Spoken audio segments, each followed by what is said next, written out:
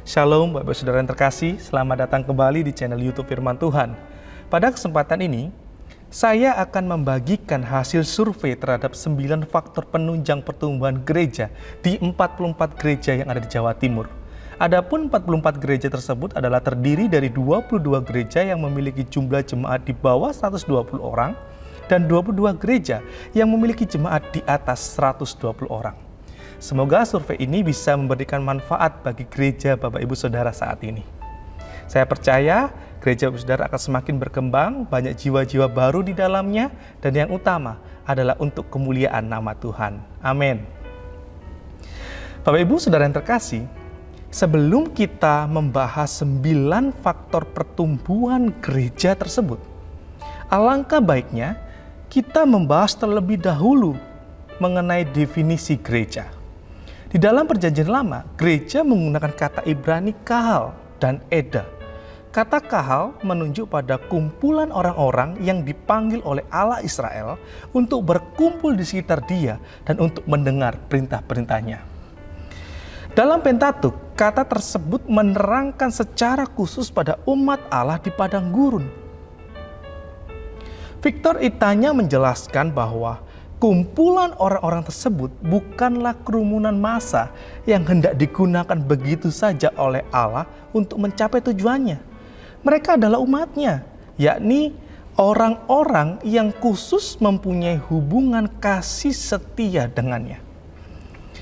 Jadi, kata kahal dengan tepat menunjukkan arti yang sesungguhnya dari pertemuan bersama suatu umat yang memiliki hubungan kasih setia dengan Bapa.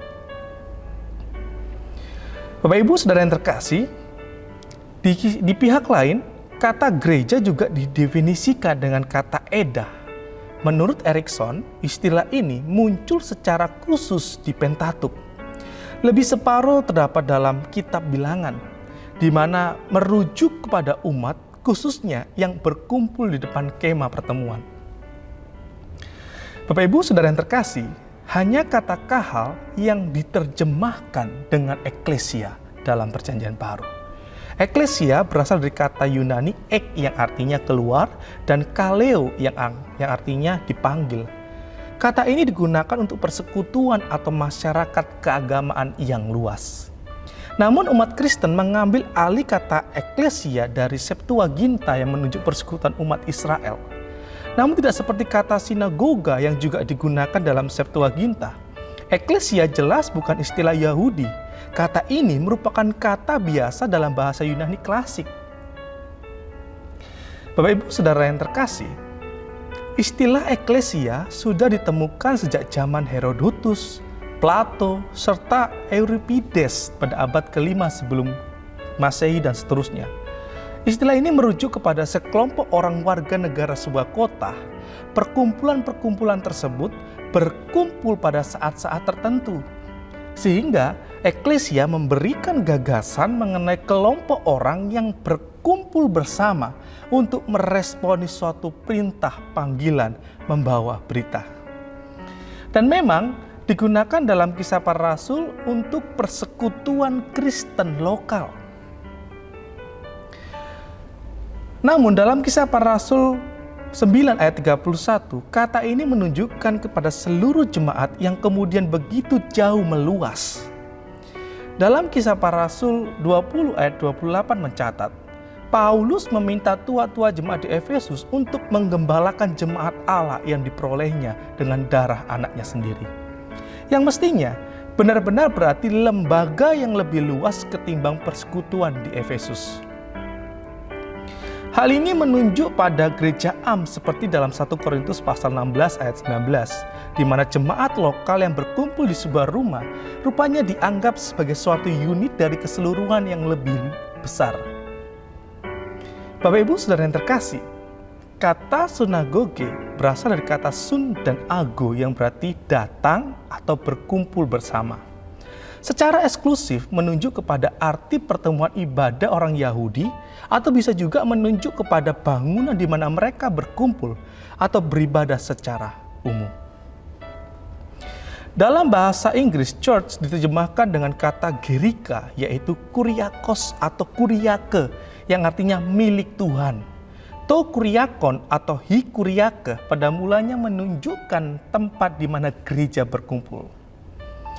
Tempat tersebut dimengerti sebagai milik Tuhan, namun tempat tersebut kosong sampai gereja berkumpul dan beribadah di sana. Akhirnya, to kuriakon digunakan untuk menyebut gereja yang adalah bangunan rohani dari Allah. Berdasarkan penjelasan tersebut, maka istilah gereja dipakai dengan dua macam arti yang universal dan arti lokal. Dalam arti universal, gereja terdiri atas semua orang yang pada zaman ini telah dilahirkan kembali oleh Roh Allah dan oleh Roh yang sama itu telah dibaptiskan menjadi anggota tubuh Kristus. Dan dalam arti lokal, dipakai untuk menunjuk kepada sekelompok orang percaya yang berkumpul di satu tempat. Seperti yang tercantum dalam Alkitab tentang adanya gereja di Yerusalem, Efesus, dan lain-lain. Oleh karena itu, gereja sebagai komunitas tubuh Kristus berfungsi sebagai alat misi Allah untuk mengkomunikasikan karya keselamatan agung Yesus Kristus kepada dunia. Karena itu, pergilah, jadikanlah semua bangsa muridku dan baptislah mereka dalam nama Bapa dan Anak dan Roh Kudus. Bapak Ibu Saudara yang terkasih, mari kita coba membahas terdahulu gereja ditinjau secara misiologis. Istilah misiologia berasal dari kata Latin missio yang berarti pengutusan, seperti yang dikatakan Johannes Verkul, misiolog dan teolog Protestan asal Belanda. Menurut dia, misiologi adalah suatu studi atau refleksi tentang aktivitas atau karya penyelamatan dari Bapa, Putra, dan Roh Kudus yang ditujukan atau dialamatkan ke seluruh dunia untuk merealisasikan kerajaan Allah. Definisi tersebut dengan jelas mau mengatakan kepada gereja bahwa misiologi tidak lain dari sebuah studi atau refleksi tentang amanat atau mandat Allah kepada gereja, yang meliputi dan mencakup seluruh dunia untuk siap bersedia melayani dunia dan Allah, yang sedang mengarahkan aktivitas dan karyanya yang menyelamatkan ke atas dunia ini. Melalui pengabaran Injil di dalam totalitasnya, baik dalam perkataan maupun dalam bimbingan dan penerangan Roh Kudus. Gereja mengkomunikasikan atau mengabarkan Injil dan hukum Allah secara total kepada umat manusia, di mana ia adalah sumber, inisiator, dinamisator, pelaksana, dan penggenapan misinya. Gereja memiliki inti pengajaran yang berlandaskan Alkitabiah. Alkitab bukan hanya sebuah buku mengenai teologi semata, melainkan sebuah catatan tentang teologi dalam pekabaran Injil. Sebagaimana pemikiran George, Alkitab secara keseluruhan dianggap memiliki tujuan dari Allah, yaitu menyelamatkan manusia. Sejak zaman PB, gereja ditugaskan untuk memberitakan Injil yang berarti melakukan misi. Oleh karena itu, gereja bukan hanya punya misi, tetapi seluruh kehidupan gereja itu adalah misi. Bisa dikatakan bahwa jati diri gereja adalah misi. Gereja itu baru benar-benar gereja apabila gereja adalah gereja yang misioner. Dengan menyadari hal tersebut, seluruh warga gereja dipenuhi oleh luapan kasih sehingga dengan sendirinya ia menjadi saksi dalam pengabaran Injil, dan pada akhirnya gereja akan mengalami pertumbuhan yang signifikan. Bapak Ibu Saudara yang terkasih, apa definisi pertumbuhan gereja tersebut? Allah menghendaki tubuhnya bertumbuh. Oleh sebab itu, Allah lah yang memberikan pertumbuhan itu. Bapak Ibu Saudara yang terkasih, pertumbuhan gereja dapat dijelaskan sebagai segala sesuatu yang mencakup soal membawa orang-orang yang tidak memiliki hubungan pribadi dengan Yesus Kristus ke dalam persekutuan dengan Dia, dan membawa mereka menjadi anggota gereja yang bertanggung jawab, sehingga menghasilkan kenaikan yang seimbang dalam kuantitas, kualitas, dan kompleksitas organisasi sebuah gereja lokal. Apabila misalnya pertumbuhan gereja terjadi hanya sebagai kenaikan jumlah, dengan mengorbankan perkembangan kualitas dan organisasi, maka sebuah mutasi yang tidak sehat akan berkembang dalam tubuh yang semula sehat. Begitu juga sebaliknya, apabila hanya fokus dengan kuantitatif dan tidak memperhatikan kualitatif dan organisasi, maka gereja tidak akan bertumbuh. Sebagaimana Jenson dan Stevens menjelaskan bahwa jika perkembangan kualitatif tidak mencakup pertumbuhan kuantitatif, produknya akan merupakan mutasi yang tidak sehat. Argumentasi yang berkata, kami tidak tertarik pada jumlah, hanya kualitas, adalah salah. Hasilnya adalah pertumbuhan ke dalam sikap introspektif yang tidak saja gagal menarik orang-orang baru, tapi juga memukul mundur mereka yang tinggal. Masalahnya bukan pada tekanan, tetapi pada keseimbangan. Dengan demikian, jika perkembangan organisasi dan struktural diabaikan, sementara fokus gereja pada kuantitas dan kualitas, pertumbuhan juga akan terbatas. Memang tidak ada cara yang benar-benar tepat dalam mengelola gereja. Bahkan dua gereja yang besarnya sama, usia atau lingkungannya sama, akan menemukan bahwa cara mereka mengelola kegiatannya adalah berbeda. Perbedaan ini adalah akibat beragam variabel yang ada di satu gereja dengan gereja lainnya. Perbedaan di antara manusianya, tradisi, dan pendidikan mereka, serta perbedaan dalam situasi-situasi profesi yang melatar belakangi pemimpin dan jemaat. Seluruhnya mempengaruhi cara orang mengambil keputusan dan menjalankan gerejanya menuju ke arah pertumbuhan yang Tuhan inginkan. Oleh karena itu, gereja hendaknya tetap menjadi gereja yang sehat. Gereja yang tidak sehat menimbulkan masalah. Banyak tantangan zaman yang terus menggempur gereja dalam berbagai faktor, baik dalam faktor eksternal dan internal. Oleh karena itu, apabila tidak disikapi dan dicari sebuah cara agar tetap bertahan dalam gempuran, maka mengakibatkan gereja tersebut tidak sehat. Gereja-gereja yang tidak sehat adalah penghambat yang kejam bagi pertumbuhan orang-orang Kristen yang muda dan lemah dan akan menyesatkan anak-anak rohani. Bapak Ibu Saudara yang terkasih, gereja yang sehat memiliki pandangan yang luas tentang kepemimpinan. Efesus pasal 4 ayat 11-12 menceritakan kepada kita bahwa Allah telah memberikan orang-orang yang memiliki karunia dengan tanggung jawab yang khusus di dalam gereja. Para pendeta dan guru bertugas mempersiapkan orang-orang untuk pekerjaan pelayanan. Kepemimpinan tubuh Kristus secara lokal yang punah waktu harus membantu kaum awam yang melakukan apa yang Allah telah panggil dan anugerahkan kepada mereka untuk melakukannya. Tujuan pendeta bukan untuk melaksanakan seluruh pekerjaan, tetapi secara efektif mengembangkan kepemimpinan dan kecakapan pelayanan yang lainnya. Sebuah gereja akan bertumbuh hanya jika kepemimpinan dikembangkan. Gereja yang sehat mengembangkan anggota-anggota dan organisasinya. Sebuah gereja yang sehat memiliki kesamaan dengan Kristus dalam hal tingkah laku dan karakternya. Tentu ini semua mencakup kualitas kesatuan, kasih, stabilitas, dan kedewasaan yang secara maksimal berakibat pada tingkat pertumbuhan yang sesuai dengan kepenuhan Kristus. Gereja yang sehat mengembangkan pelayanan yang diatur sedemikian rupa sehingga melibatkan anggota-anggotanya. Sebuah gereja yang anggota-anggotanya dipimpin melalui pengajaran, memberi teladan dan latihan menjadi seperti Kristus yang makin meneladani Kristus dalam pelayanan.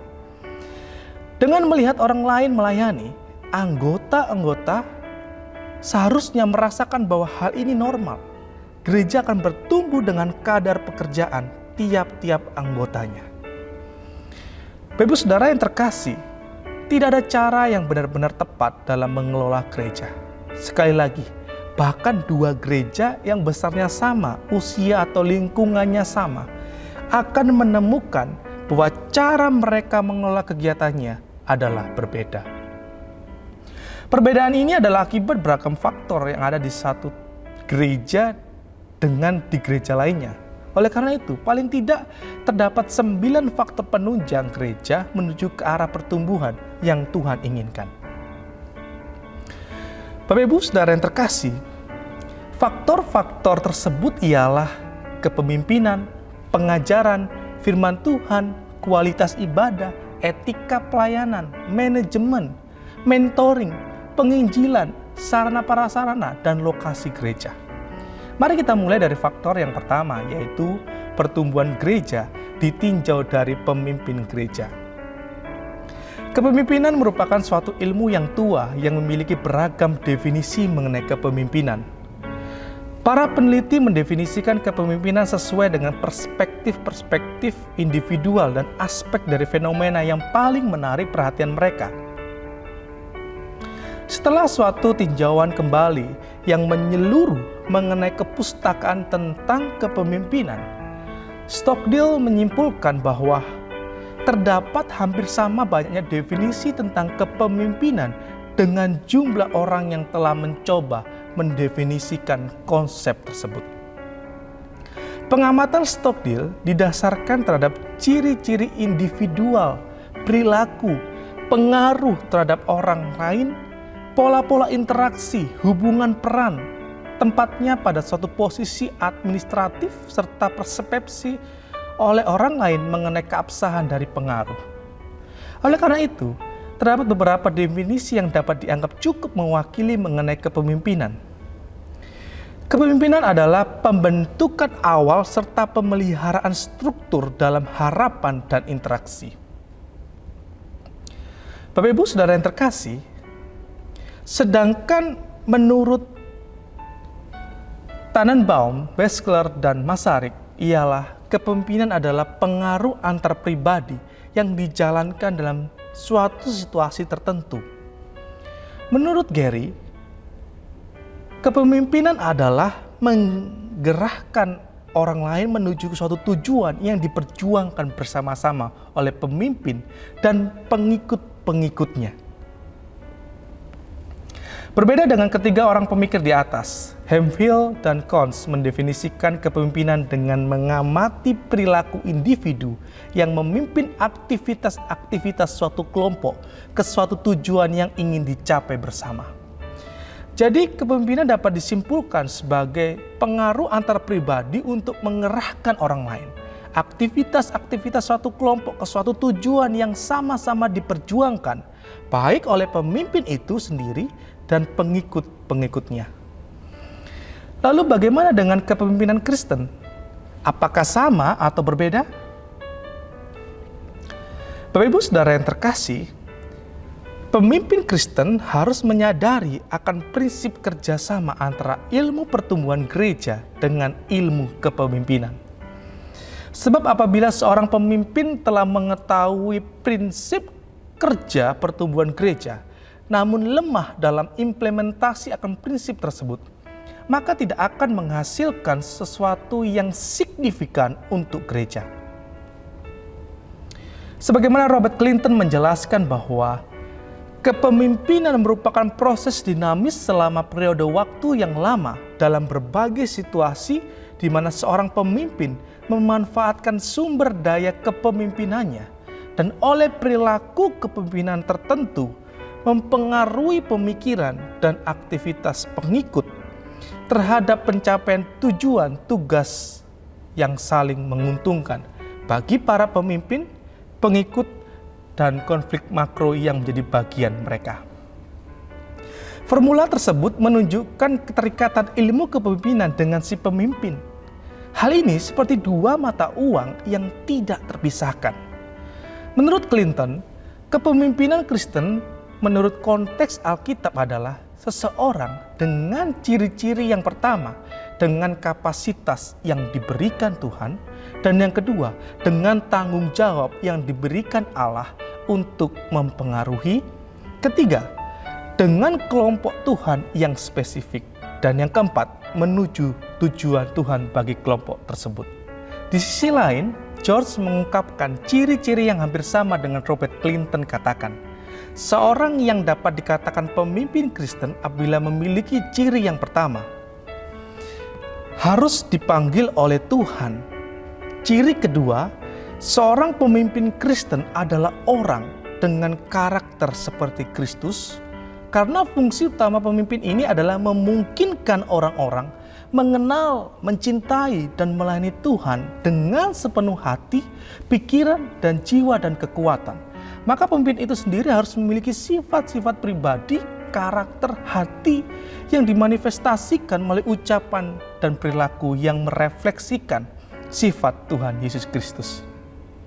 Ketiga, seorang pemimpin Kristen memiliki kemampuan fungsional yang memungkinkan dia melakukan berbagai tugas dan membimbing orang-orang menuju kesempurnaan tujuan sebagai hamba Allah, serta menyadari akan tanggung jawabnya yang lainnya.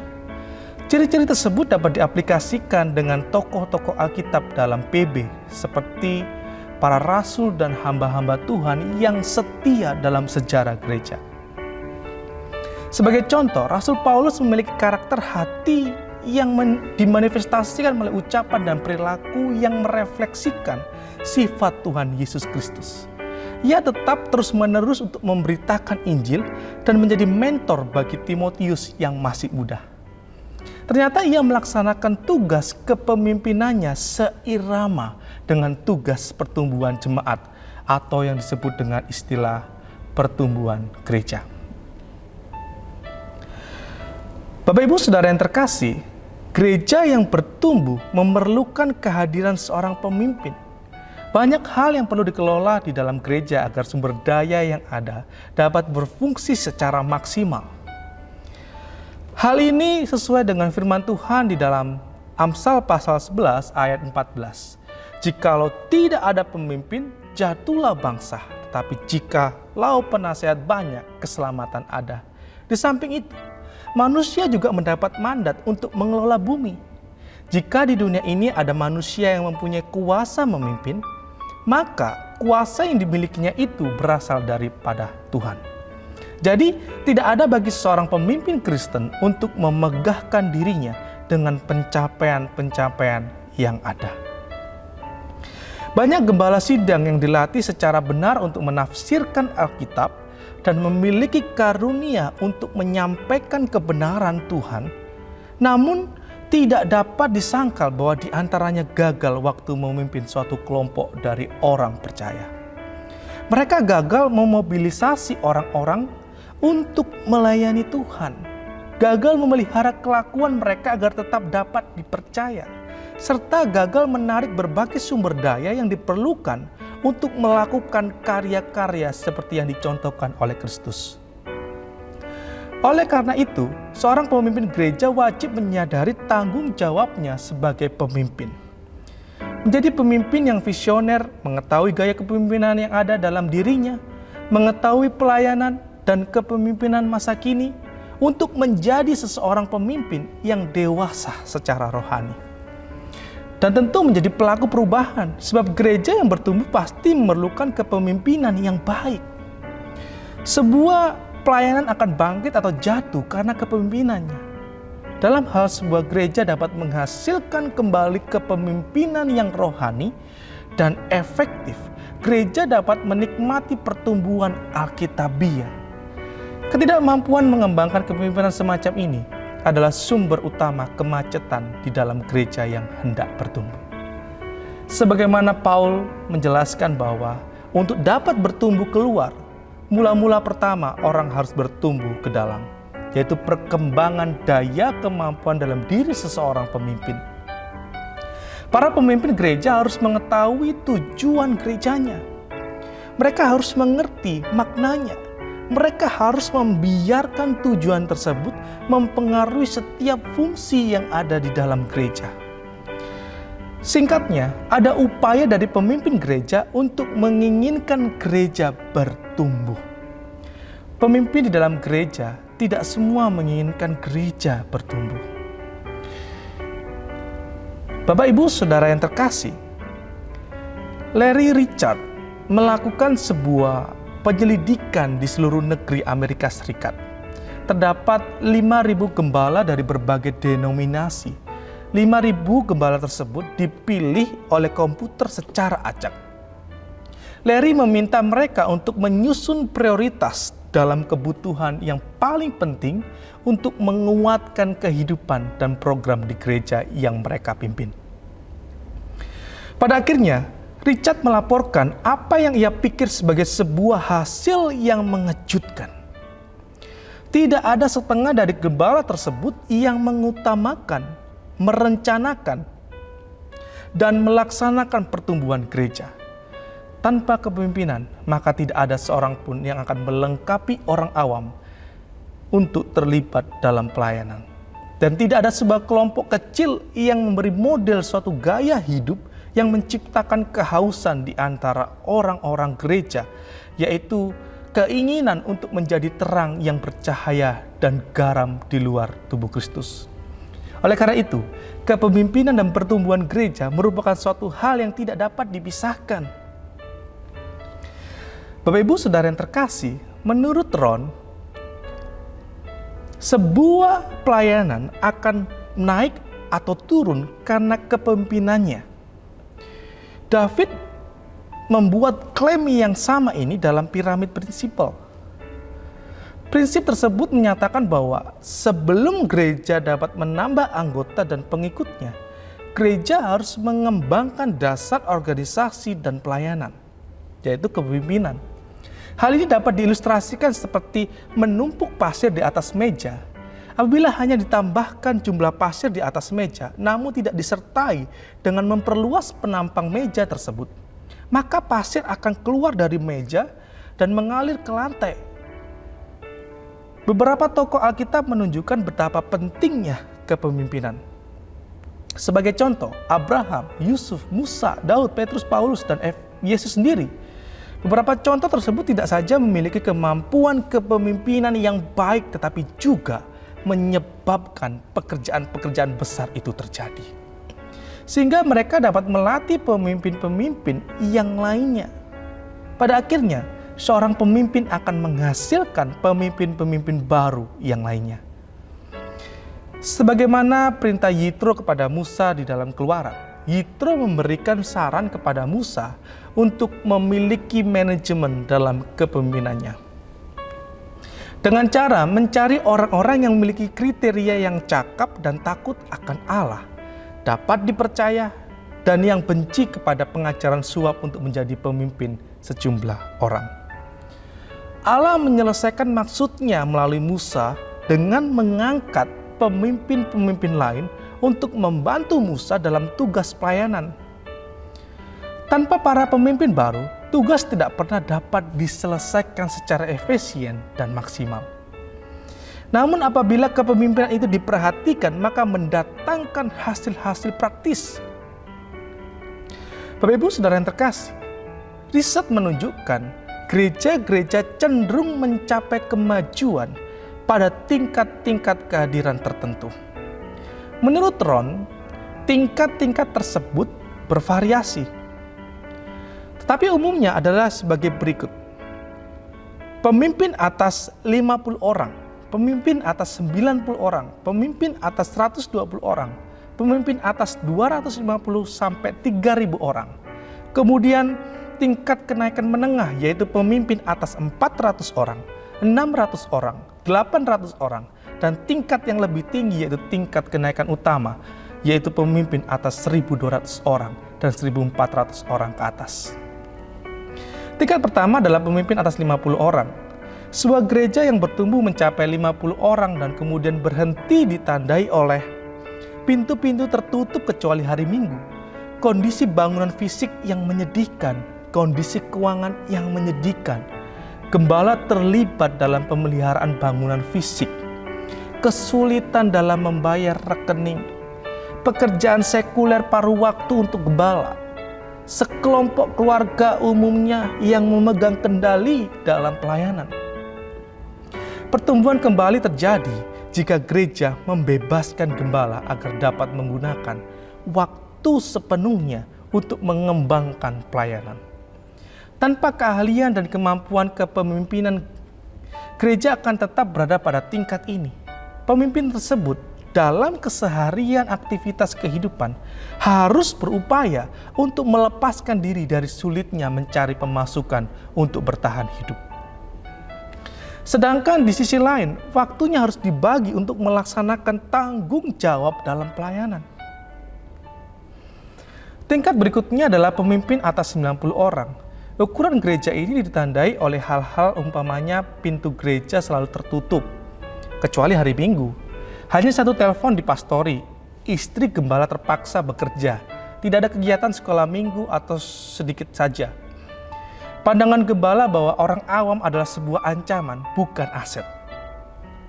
Pada tingkat ini, gembala harus melihat orang-orang awam sebagai aset terbesar dan merupakan karunia Allah. Gembala harus menggunakan semua keahlian kepemimpinannya untuk melengkapi orang-orang awam agar terlibat dalam melaksanakan pekerjaan pelayanan. Sampai tahap ini, pemimpin masih menerapkan one man show dalam kepemimpinannya. Tidak ada pemberdayaan terhadap orang awam untuk membantu kepemimpinannya. Bapak Ibu Saudara yang terkasih, tingkat ketiga adalah keanggotaan 120 orang. Pada tingkat ini gereja membuka pintu untuk digunakan sepanjang minggu. Gembala diberi rumah tinggal dan gaji yang memadai. Terdapat upaya untuk memelihara bangunan dengan baik. Gembala disertai dengan para pekerja awam yang sedikit dilatih. Ada jam-jam kantor dengan bantuan sekretaris paruh waktu, mungkin istri gembala, tanpa bayaran ekstra tentunya. Pada tingkat ini biasanya berfungsi baik dengan struktur organisasi yang informal. Mereka seperti sebuah keluarga, peraturan cenderung diterima apa adanya. Setiap orang tahu apa yang harus dilakukannya. Setiap orang tahu apa yang diharapkan dari orang lain. Jika ada persoalan yang muncul, maka akan ditangani secara konsensus. Mereka semua saling kenal dan bertumbuh bersama-sama ketika melanjutkan kesaksian mereka bersama. Dalam kondisi ini, gembala harus menyediakan manajemen dan keahlian-keahlian pemuritan untuk para pemimpin awam yang dapat dipercaya. Kecuali ia dapat membatasi kontrol tanggung jawabnya kepada 6 atau 8 orang yang secara bergantian bekerja melalui orang-orang awam lainnya. Kemampuan gereja untuk mengembangkan dan memperluas lebih lanjut akan sangat terhambat. Bapak Ibu Saudara yang terkasih, periode tingkat keempat adalah antara 250 sampai 300 anggota. Kemajuan ini ditandai dengan seorang pemimpin yang telah menerapkan manajemen di gereja yang dipimpin. Terdapat sekretaris yang bekerja penuh, kantor-kantor yang efisien dengan jangkauan pelayanan yang begitu luas, pembagian departemen sekolah minggu dan divisi-divisi lain, khotbah-khotbah dengan gaya dan isi yang berarti, stabilitas gereja dianggap cukup besar dan masih cukup menyenangkan dalam jumlah kecil. Gaji yang baik untuk gembala dan semua rekening terbayarkan. Dalam hal ini, gereja memerlukan suatu struktur organisasi yang baru. Jika sebuah jemaat berada pada ukuran ini, maka harus mengurangi beban yang dapat dilakukan oleh gembala. Bagi seorang gembala yang akan terus bergerak memajukan gerejanya dari titik ini, ia tidak hanya harus memiliki keahlian manajemen yang lebih baik, tapi juga harus memiliki staf purna waktu kedua, dan kemudian ketiga, dan keempat sebagai anggota tim kerjasama yang dapat diandalkan.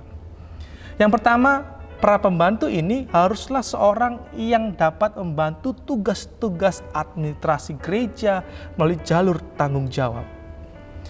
Dan wewenang yang dapat didefinisikan dengan jelas yang dapat mereka mengerti. Edgar mengatakan bahwa gereja berukuran 200 sampai 400 anggota menghadapi kesulitan dengan struktur organisasi informal. Beberapa orang cenderung meniru tindakan orang lain. Beberapa orang lainnya cenderung menanggung beban yang terlalu berat. Sementara yang lainnya tidak melakukan apapun. Pada waktu yang bersamaan, di tengah-tengah kebingungan beberapa kegiatan penting bahkan tidak dapat diselesaikan sama sekali. Berdasarkan penjelasan Edgar mengenai kesulitan gereja pada tingkat menengah ini, Gereja harus memperbaiki manajemen dan mengevaluasi struktur organisasinya. Tentu demi menciptakan koordinasi yang baik. Apabila hal ini diperbaiki, maka gereja akan terus mencapai kemajuan 400, 600, 800, atau 1000 anggota, dan tiap kemajuan akan terasa kebutuhan akan para pemimpin baru. Pada setiap titik puncak perkembangan gereja harus meningkatkan dasarnya sebelum gereja dapat menambah jumlah anggota. Dalam setiap hal semacam ini, berarti perlu penambahan anggota-anggota staf yang memperlengkapi dan melibatkan kaum awam secara aktif untuk mengerjakan pekerjaan pelayanan. Dan akan meningkatkan kompleksitas dan kecanggihan organisasi dan manajemen gereja. Akan tetapi, organisasi seharusnya dikembangkan hanya jika diperlukan.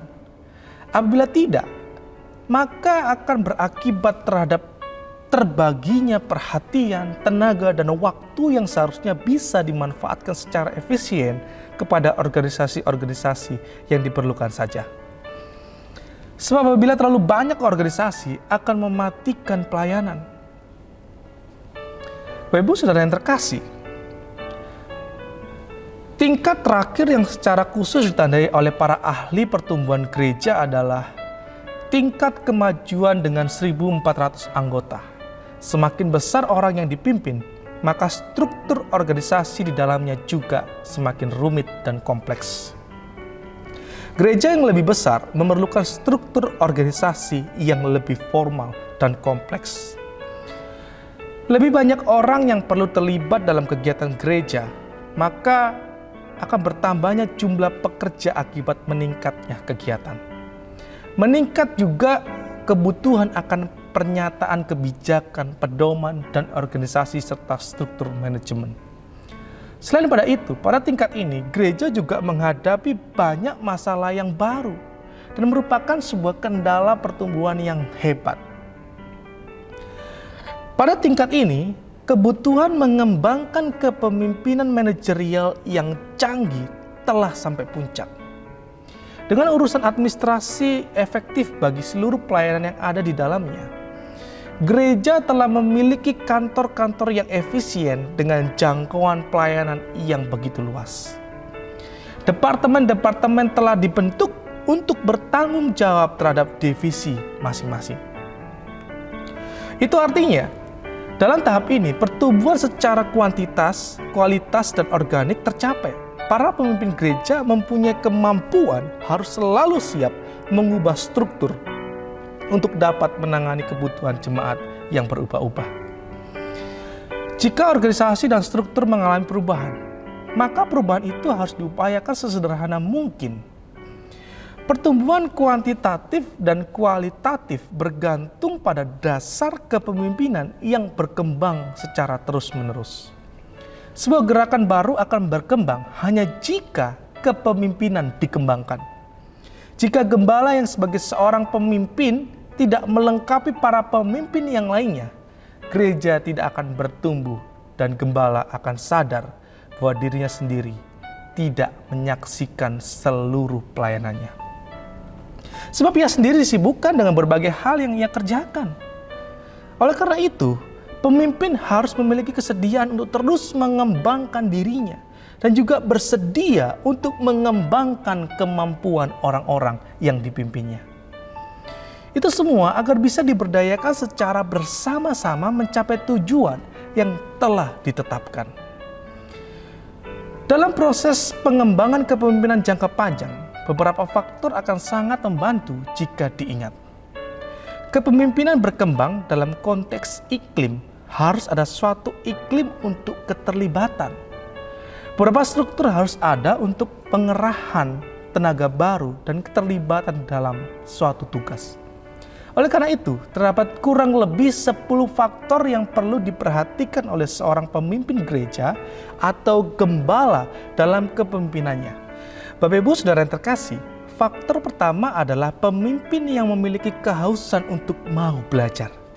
Gereja tidak memerlukan orang-orang dalam posisi kepemimpinan yang tidak terbuka pada ide-ide atau saran-saran baru dan tidak memiliki arah. gereja membutuhkan seorang pemimpin yang peka dengan kebutuhan sekitar dan bisa menjawab kebutuhan tersebut. Sehingga pemimpin tersebut akan menjadi pemimpin yang excellent dan relevan dengan kebutuhan dalam pelayanan dari setiap tantangan zaman. Faktor kedua adalah pemimpin harus memiliki visi. Visi merupakan suatu gambaran yang jelas pada seorang pemimpin tentang apa yang akan dicapainya bersama kelompoknya. Dengan demikian, visi itu akan memberi arah dan tujuan sebuah gereja. Sebaliknya, tanpa adanya visi, maka akibatnya adalah kekacauan, keadaan tak terkendali, anarkisme, dan ketidakteraturan. Sebab tidak ada tujuan yang hendak dicapai. Dalam kitab Amsal dikatakan, bila tidak ada wahyu menjadi liarlah rakyat. Bila mana seorang pemimpin mempunyai visi yang jelas dan terhadap visi tersebut ia berkomitmen sepenuhnya, maka ia telah mengambil langkah nyata dalam kepemimpinannya tersebut. Ia juga tahu untuk melangkah selanjutnya ke arah mana ia harus menuju dan apa yang harus dicapainya. Visi juga akan menjadi suatu pendorong bagi seorang pemimpin untuk terus melangkah maju walaupun ada rintangan. Tanpa visi dan tanpa komitmen terhadap visi seseorang tak dapat menjadi pemimpin. Begitulah pandangan John Haggai. Haggai membedakan antara pemimpin dan manajer. Tidak semua yang berkedudukan pemimpin berperan sebagai pemimpin. Visi dan komitmen terhadap visi itulah menurutnya yang membedakan seorang pemimpin dari manajer. Bapak Ibu Saudara yang terkasih, faktor ketiga adalah kesetiaan. Timotius pasal 3 ayat 10 memberitahu bahwa sebelum seorang penatua ditunjuk, ia pertama-tama harus diuji. Cara terbaik untuk menentukan kesetiaan seseorang adalah dengan cara memindahkan seseorang secara bertahap dari tanggung jawab kecil kepada tanggung jawab yang lebih berarti. Jika seorang tidak dapat diandalkan dan setia dalam perkara-perkara kecil, maka diragukan jika ia dapat menangani tanggung jawab yang lebih besar. Bapak Ibu Saudara yang terkasih, faktor keempat ialah pemimpin yang memiliki citra diri yang baik. Ada banyak gereja yang memiliki sikap tak bertumbuh sebab gembalanya tidak memiliki harga diri yang cukup tinggi. Ini merupakan kunci yang penting dalam dunia kepemimpinan. Citra diri yang positif merupakan salah satu kunci keberhasilan. Seorang pemimpin harus melihat dirinya sebagai orang-orang yang dipanggil Tuhan untuk dipakainya, bukan untuk disia-siakan atau dipermalukannya. Hal ini tidak bergantung pada pendidikan, ekonomi, keturunan, warna kulit, dan sebagainya. Kelima, orang percaya ingin orang-orang dalam setiap posisi yang memiliki hati untuk Tuhan. Dan yang akan melakukan pelayanannya dalam cara yang rohani. Orang percaya ingin orang-orang yang sedang bertumbuh secara rohani, yang hidup dalam firman, yang ingin melayani kebutuhan orang lain, dan yang ingin melihat pelayanan mereka sebagai sebuah pelayanan. Tentu bukan sebagai kewajiban yang dilakukan.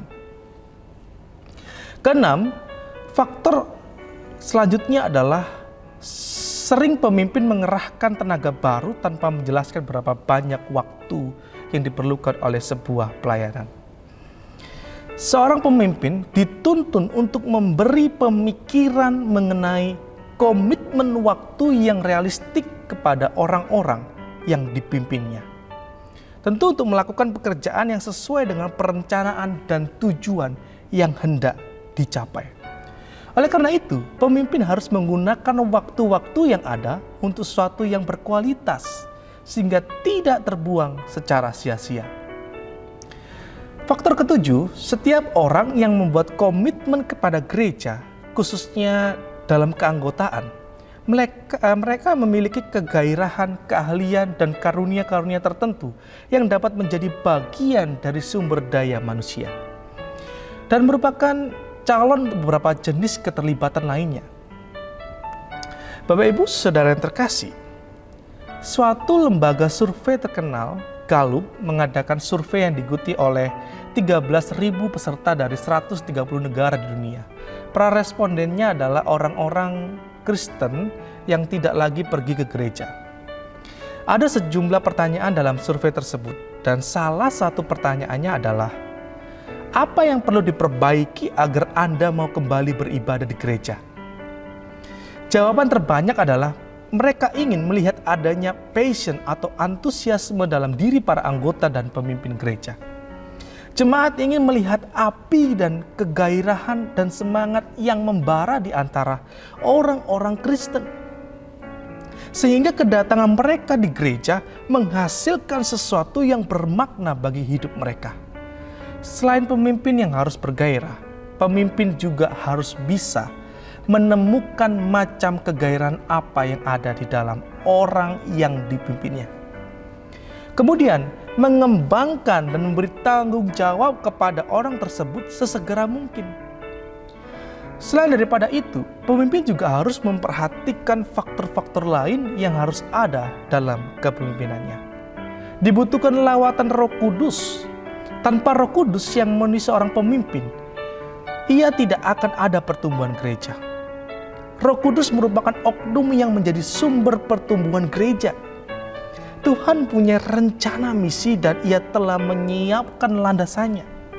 Bagi gereja, Roh Kudus adalah sumber pelaksana misi.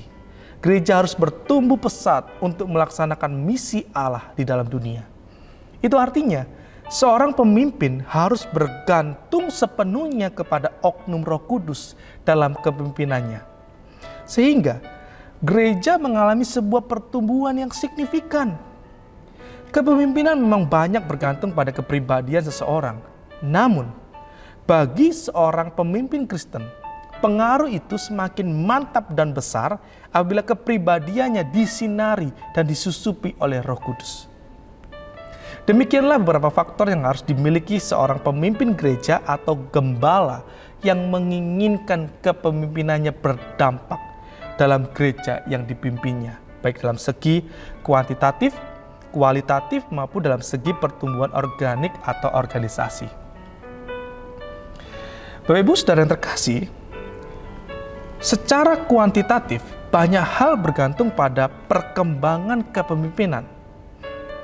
Jika orang-orang baru mengunjungi sebuah gereja tetapi melihat bahwa kurangnya kepemimpinan menghambat sebuah pelayanan, maka pertumbuhan kuantitatif akan berhenti atau menjadi lambat. Pertumbuhan organik harus berkembang untuk mempertahankan pertumbuhan kuantitatif. Bapak Ibu Saudara yang terkasih, secara kualitatif segala sesuatu bergantung pada perkembangan kepemimpinan. Pelayanan kepada orang-orang dewasa, pemuda, dan anak-anak harus ditangani dengan cukup oleh orang-orang yang berkualitas. Beban pekerjaan harus dibagi agar menghindari beban kerja yang terlalu besar terhadap beberapa orang. Kesungguhan pelayanan tergantung pada tingkat mana orang-orang melayani sesuai dengan karunia-karunia mereka. The right man in the right place. Maksudnya orang yang tepat di tempat yang tepat. Bapak Ibu Saudara yang terkasih, pertumbuhan organik harus seiring dengan pertumbuhan kuantitatif dan kualitatif. Gereja-gereja harus menerima anggota baru, melibatkan mereka yang sudah teruji kesetiaannya di dalam sebuah pelayanan, dan kemudian memberi mereka tanggung jawab dalam pelayanan. Dan kemudian memberi mereka tanggung jawab yang lebih besar. Staf punawaktu akan ditambahkan pada tempat-tempat yang strategis untuk memberikan latihan di sana. Apabila sebuah gereja hanya memperhatikan kuantitas dan kualitas tanpa memperhatikan pertumbuhan organik, maka tidak akan tumbuh secara signifikan. Bapak Ibu Saudara yang terkasih, mari kita masuk ke faktor yang lain, yaitu pertumbuhan gereja ditinjau dari pengajaran firman Tuhan. Gereja yang mengalami pertumbuhan hendaknya memperhatikan peran dan pendalaman firman Tuhan.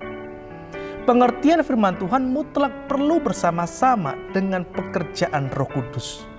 Tuhan melengkapi gerejanya dengan kedua hal yang mulia ini.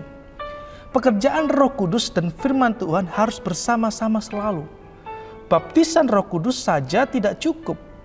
Bukti dalam sejarah misalnya, kegerakan yang luar biasa di Timor, kurang lebih tahun 1967. 4-5 tahun kemudian, tim kapal Logos mengadakan penyelidikan di tempat itu, dan ternyata tidak ada lagi sisa-sisanya. Semua perkara rohani yang luar biasa itu sudah tersapu habis dalam beberapa tahun. Sebab tidak ada follow up dengan pengajaran firman Tuhan. Sebab itu, pekerjaan Roh Kudus harus disertai dengan pendalaman firman Tuhan. Kalau tidak, maka pekerjaan Roh Kudus yang besar dan indah itu akan habis tanpa sisa dan tidak tumbuh betul sebab tiada atau kurang firman Tuhan. Oleh karena itu, setiap gereja masa kini hendaknya menjadikan gereja mula-mula yang dijelaskan di Kisah Para Rasul sebagai model dalam kehidupannya. Roh Kudus bekerja di tengah-tengah mereka dan mereka haus dengan firman Tuhan. Bapak Ibu Saudara yang terkasih, 5 pasal pertama dari Kisah Para Rasul membuktikan bahwa rasul-rasul mengikuti metode dari guru-guru mereka dalam menghasilkan murid-murid, mengajar, menaati, partisipasi, dan akhirnya memberikan penugasan dalam pelayanan yang sebenarnya. Pada awalnya, pengajaran merupakan bagian yang menonjol dalam pelayanan. Gereja mula-mula mengakui manfaat dari pengajaran dan penyampaian doktrin yang ada. Martin Franzmann menjelaskan bahwa Paulus berkhotbah tidak bertujuan menciptakan sebuah gerakan yang samar, emosional dan antusias, melainkan berakar kuat, membumi dan mendirikan gereja Tuhan, di mana firman Kristus berdiam kaya di sana. Betapa pentingnya pengajaran firman Tuhan dalam gereja. Gereja tidak hanya mengabarkan Injil, tapi gereja juga sebagai pengajar jemaat Allah. Sebab itu, bila hidup rohani kita hendak dewasa, bila gereja hendak bertumbuh, kita harus membaca Alkitab dengan baik, dengan segala hikmat menyimpan firman Tuhan sepenuhnya dalam hati kita, dan dengan bersandar pada pertolongan roh kebenaran. Kita mengkoordinirkan dan mempersatupadukan kebenaran-kebenaran itu supaya benar-benar dapat kita hayati dalam hati dan pikiran kita, sehingga hidup kita dapat bertumbuh menjadi besar dan kuat. Maka gereja pun bertumbuh di atas dasar yang teguh. Firman Tuhan merupakan sebuah pondasi iman orang percaya untuk menghadapi berbagai tantangan aspek kehidupan. Dan tentu dan tetap bertumbuh untuk menjadi serupa dengan Kristus. Sebab pada mulanya adalah firman. Firman itu bersama-sama dengan Allah, dan firman itu adalah Allah yang akan diam di dalam gerejanya. Bapak Ibu Saudara yang terkasih, sebuah gereja yang bertumbuh memiliki ajaran firman Tuhan yang baik. Gereja berusaha meningkatkan kualitas anggotanya dengan cara membimbing mereka dengan ajaran-ajaran firman Tuhan. Perlu pekerjaan Roh Kudus dan firman Tuhan yang limpah. Hal ini bisa dilakukan dengan cara gereja mengadakan kelas-kelas pendalaman Alkitab di luar pertemuan ibadah. Katekisasi yang dipersiapkan dengan baik, yang disertai dengan cara penyampaian yang berkualitas. Dan tentu memperhatikan kualitas khotbah yang akan diberikan kepada warga jemaat. Bapak Ibu Saudara yang terkasih, faktor selanjutnya ialah pertumbuhan gereja ditinjau dari kualitas ibadah. Gereja yang bertumbuh memiliki kualitas ibadah yang baik. Ibadah bisa dikatakan baik apabila di dalam ibadah tersebut bertujuan mendatangkan kemuliaan bagi Allah dan melayani Allah. Jelasnya, tujuan ibadah yang utama ialah mendatangkan kemuliaan Allah. Alkitab mengatakan bahwa Allah menciptakan dunia ini untuk kemuliaannya sendiri. Bukan hanya manusia, bahkan seluruh ciptaan diciptakan hanya untuk kemuliaannya. Tatanan ciptaannya merupakan ungkapan kreativitasnya sedangkan tujuan ibadah yang lain ialah untuk melayani Allah. Dapat dijelaskan sebagaimana doa dari John pada abad keempat yang berbunyi, "Berkenanlah ya Tuhan untuk menerima pelayanan pujian ini yang kami persembahkan kepadamu." Artinya, tujuan ibadah merupakan wawasan sangat indah. Sebagai ciptaan Allah, ketika umat memuji, maka umat benar-benar melayani Allah. Ia senang jika umat beribadah kepadanya, memujinya, mengakuinya, dan bersuka cita di dalam Dia karena Kristus benar-benar hadir di gereja. Selain daripada itu, ibadah juga merupakan pembangunan tubuh Kristus. Suatu bagian pokok pengajaran dalam PB mengenai ibadah yang berbicara tentang kesatuan sebagai tubuh Kristus, yaitu gereja. Ibadah menggambarkan kumpulan atau penyembahan bersama dari seluruh tubuh.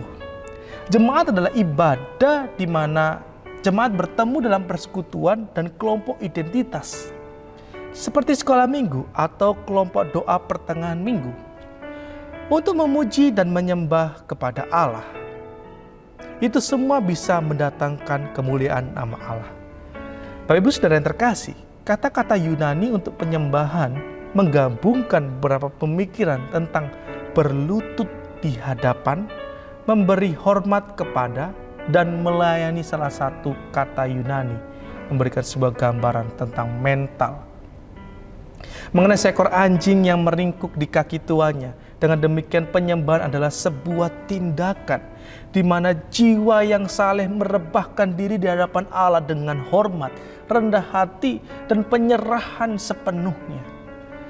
Terdapat sebuah kerinduan yang dalam untuk bertemu, menghampiri, dan menghadap tahta Allah. Dari definisi ini, jelas bahwa penyembahan berarti mengakui tantangan kebesaran Allah dan mempersembahkan korban pujian dan pemujaan orang percaya kepada Dia yang memiliki seluruh kekuasaan. Ia adalah sang penguasa alam semesta. Selain daripada itu, menyanyi dan nyanyian adalah dua hal yang tidak dapat dipisahkan dari kehidupan orang percaya.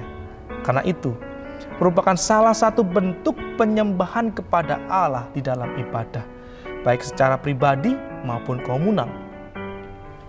Menyanyi merupakan partisipasi langsung jemaat dalam ibadah.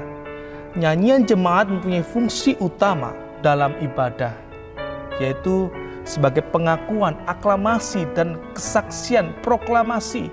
Pengakuan atau aklamasi di sini menunjuk pada pengakuan akan karya keselamatan yang dikerjakan Allah di dalam Yesus Kristus. Dan kesaksian atau proklamasi menunjuk pada kesaksian orang percaya kepada orang lain atas segala perbuatan Tuhan terhadap manusia dan seluruh ciptaannya. Penyembahan bersama mengakui kemuliaan, kebesaran, kekuatan, kemenangan, keagungan, dan kekuasaan Allah. Selama penyembahan, tubuh menyerahkan dirinya kepada kendali dan kekuasaan Allah. Penyembahan adalah semua lutut bertelut di hadapan otoritasnya. Ini adalah saat tubuh mengakui kebergantungannya kepada Allah sebagai kepala yang berdaulat. Bapak Ibu Saudara yang terkasih, orang percaya diciptakan sebagai makhluk yang menyembah. Sebuah gereja yang menawarkan penyembahan sejati akan menarik umat. Gereja semacam ini berdenyut dengan kehidupan kepalanya, dan kehidupan Yesus adalah daya tarik. Penyembahan bersama memiliki sifat khusus yang menentukan iklim atau suasana di mana pertumbuhan kualitatif terjadi. Ini adalah satu-satunya saat ketika semua kelompok-kelompok kecil dalam gereja bertemu. Penyembahan menunjukkan kesatuan dan kasih. Bapak Ibu Saudara yang terkasih, faktor yang selanjutnya adalah waktu ibadah, panjang dan pendek waktu ibadah. Waktu merupakan hal yang penting bagi masyarakat perkotaan. Masyarakat disibukkan dengan berbagai aktivitas yang dapat menguras kondisi mereka. Waktu merupakan hal penting yang harus dimanfaatkan dengan baik. Jika dilihat dalam satu hari, kaum urban masa kini tidak lagi hanya diisi dengan satu kegiatan. Pagi hari mereka sudah berlomba-lomba menerobos padatnya lalu lintas untuk mencapai kantor. Siang hari, sejumlah pertemuan dengan klien-klien kantor sudah menanti. Semua itu mereka lakukan untuk mendapatkan kesejahteraan dan hidup yang layak. Namun di sisi lain, mereka juga selalu berusaha menyeimbangkan antara urusan kerja dengan kebutuhan pribadi lainnya. Menghabiskan waktu bersama keluarga di akhir pekan, keluar dengan teman-teman sepulang kerja, olahraga, menekuni hobi, dan memenuhi kebutuhan rohani juga menjadi bagian kehidupan kaum urban. Penetapan hari kebaktian bukanlah sesuatu yang mudah karena harus disesuaikan dengan jadwal kegiatan gereja yang telah ada. Penetapan ini cukup sulit bila telah dikaitkan dengan kegiatan jemaatnya. Dalam kondisi sibuk, jarang sekali ada jemaat yang punya waktu luang untuk beribadah atau mengikuti kegiatan-kegiatan lainnya di gereja, bahkan pada hari Minggu sekalipun. Hal lain juga perlu dipertimbangkan adalah lamanya kebaktian. Bila ibadah dilakukan dengan durasi yang terlalu pendek, jemaat akan merasa kecewa dan mereka tidak mendapatkan apa-apa. Tetapi sebaliknya, bila ibadah berlangsung dalam durasi yang terlalu panjang, maka timbul perasaan bosan pada jemaat, sehingga apa yang ingin disampaikan dalam ibadah itu tidak dapat dihayati dengan baik. Berdasarkan realita tersebut, gereja harus bisa menjawab kebutuhan jemaat-jemaatnya dengan mengatur waktu ibadah yang tepat. Sebuah survei telah dilakukan dengan mengajukan pertanyaan mengenai panjang dan pendeknya waktu ibadah kepada 65 orang. Hasilnya, sebuah data sebesar 92% memilih untuk menyukai ibadah dengan durasi waktu yang panjang. Dan sisanya menginginkan waktu ibadah yang pendek, durasi waktu 1 jam atau kurang. Oleh karena itu, gereja dituntut memberikan porsi yang seimbang antara waktu penyembahan dan pemberitaan firman Tuhan untuk menjawab kebutuhan rohani jemaat yang ada di gereja perkotaan. Faktor yang selanjutnya ialah pertumbuhan gereja ditinjau dari etika pelayanan.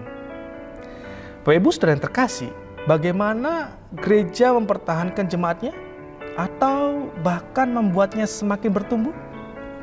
Tidak ada cara lain kecuali dengan memberikan pelayanan terbaik kepada jemaat. Sebab bila jemaat puas, mereka tidak akan pernah berpikir untuk pindah ke gereja lain, apalagi untuk pindah ke agama lain. Dan bahkan mereka akan menceritakannya kepada orang lain. Sebagai sarana promosi yang tidak terduga. Dengan demikian, keutuhan suatu jemaat sebenarnya berada di tangan gereja yang memiliki para pelayan yang beretika. Bapak Ibu Saudara yang terkasih, etika pelayanan adalah norma Alkitab tentang pelayanan Kristen yang menjadi landasan bagi sikap batin, pertimbangan, dan keputusan etis dari pelayan Kristen. Hakikat dan praktek etis yang Alkitabiah ini seharusnya ada pada serta dipraktekkan para pelayan. Tentu terhadap orang-orang yang dipimpinnya di dalam sebuah organisasi maupun dalam lingkungan kehidupan umum yang lebih luas di mana orang Kristen ada dan mengabdi di sana.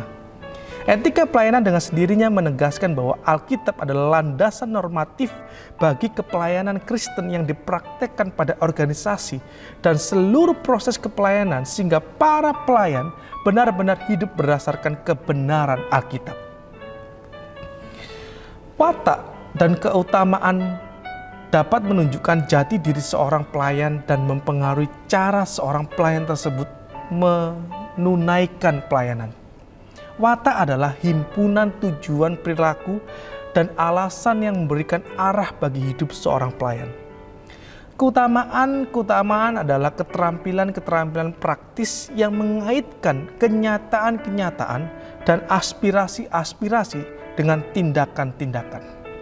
Watak dan keutamaan membantu seorang pelayan tidak hanya memenuhi kewajiban dengan keyakinan, tetapi juga merintis jalan untuk melewati keadaan-keadaan yang membingungkan dan menunaikan tugas-tugas yang ada dengan baik.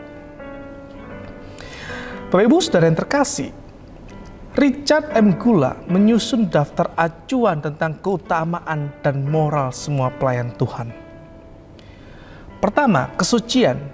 Karena pelayanan pastoral menjembatani kehadiran yang ilahi dan memajukan misi Kristus melalui gereja, kita harus dengan teguh ikut serta mengembangkan hubungan dengan Allah dalam Kristus melalui Roh Kudus dalam gereja. Pelayanan pastoral yang adalah suci ialah seorang yang menemukan arah dari suatu hubungan cinta dengan Allah dan yang menyuburkan hubungan itu melalui praktek doa pribadi, kebaktian umum, dan praktek disiplin rohani yang mengungkapkan suatu hidup dalam keterbukaan yang terus-menerus kepada Roh Kudus. Keutamaan kesucian dinyatakan dalam pribadi yang asli, tidak defensif, tidak memihak, luwes, menerima pengalaman-pengalaman dari orang-orang yang berbeda. Ada kesadaran diri yang kritis, mengusahakan keseimbangan dalam hidupnya dan keadilan dalam hidup orang lain. Kedua, cinta kasih adalah keutamaan perjanjian yang diungkapkan sebagai belas kasih. Kebaikan atau bela rasa terhadap orang lain ini merupakan keutamaan hidup yang sabar dengan orang-orang lain dan mengusahakan kebaikan hidup mereka. Ini dimulai dengan self-care yang sesuai sehingga kita dapat bebas untuk memenuhi kebutuhan-kebutuhan orang lain tanpa membebani mereka dengan diri kita. Memasuki dunia orang lain tanpa mengganggu kebebasan pribadi orang lain adalah hal yang tepat. Bapak Ibu Saudara yang terkasih, ketiga, kelayakan untuk dipercayai adalah suatu keutamaan yang mencakup banyaknya ungkapan kesetiaan, kejujuran, keadilan, kebenaran, kesetiaan, kemurahan hati, dan kerendahan hati. Hubungan pastoral didukung oleh tindakan-tindakan perjanjian yang terkait dengan kepercayaan dan penerimaan kepercayaan. Kita harus menjadi pelabuhan yang aman, memegang komunikasi dengan hidup batinia seseorang sebagai keyakinan rahasia.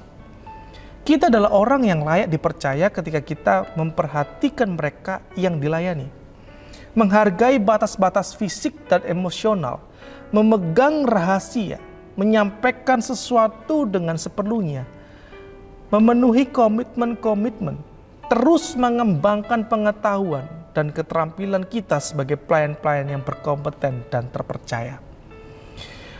Ada sebuah batas-batas yang harus diakui, tetapi tidak melebihi hal tersebut.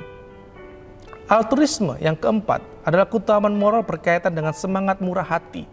Keutamaan ini memungkinkan kita untuk lebih memilih kepentingan-kepentingan sesama daripada kepentingan diri sendiri dan tidak menyelewengkan kuasa kita dengan mengambil keuntungan dari kepercayaan dan ketergantungan mereka. Hal yang terakhir ialah keutamaan moral yang dengan hati sanggup memilih dengan tajam atau disebut kebijaksanaan. Kebijaksanaan terkait dengan ketelitian melihat apa yang sebenarnya sedang terjadi, membeda-bedakan secara rinci, berkonsultasi dengan keterbukaan untuk belajar, mengambil waktu untuk mendengarkan dan berunding dalam suasana doa, memutuskan dan kemudian melaksanakan dengan cara yang paling cocok. Oleh karena itu, seorang pelayan Tuhan hendaknya memperhatikan 5 acuan moral tersebut, yaitu kesucian, cinta kasih, kelayakan untuk dipercaya, altruisme, dan kebijaksanaan.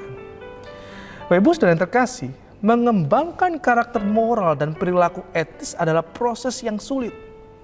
Menghayati keselamatan atau panggilan untuk melayani tidak menjamin perilaku etis yang jujur. Beberapa buku tentang etika pelayanan menggemahkan suatu tema bersama, perlunya kelayakan untuk dipercaya, kebijaksanaan, keberpihakan pada kebenaran, dan integritas dalam kehidupan dan pekerjaan seorang pelayan. Mengembangkan kualitas karakter-karakter ini mensyaratkan disiplin sehari-hari. Setiap pejabat gereja memerlukan pendidikan di bidang etika dan pembentukan spiritual. Sebab Kegagalan para pendeta dalam pelayanan tidak disebabkan oleh doktrin yang salah atau khotbah yang buruk. Keberhasilan dalam pelayanan bergantung pada seberapa baik hubungan pelayan Tuhan tersebut dengan warga jemaat. Dan seberapa serupa pelayan Tuhan tersebut dengan Kristus. Kedua kualitas ini bukanlah anugerah alam, melainkan karakter yang dilatih bertahun-tahun. Bapak Ibu Saudara yang terkasih, ada seni untuk berlaku etis.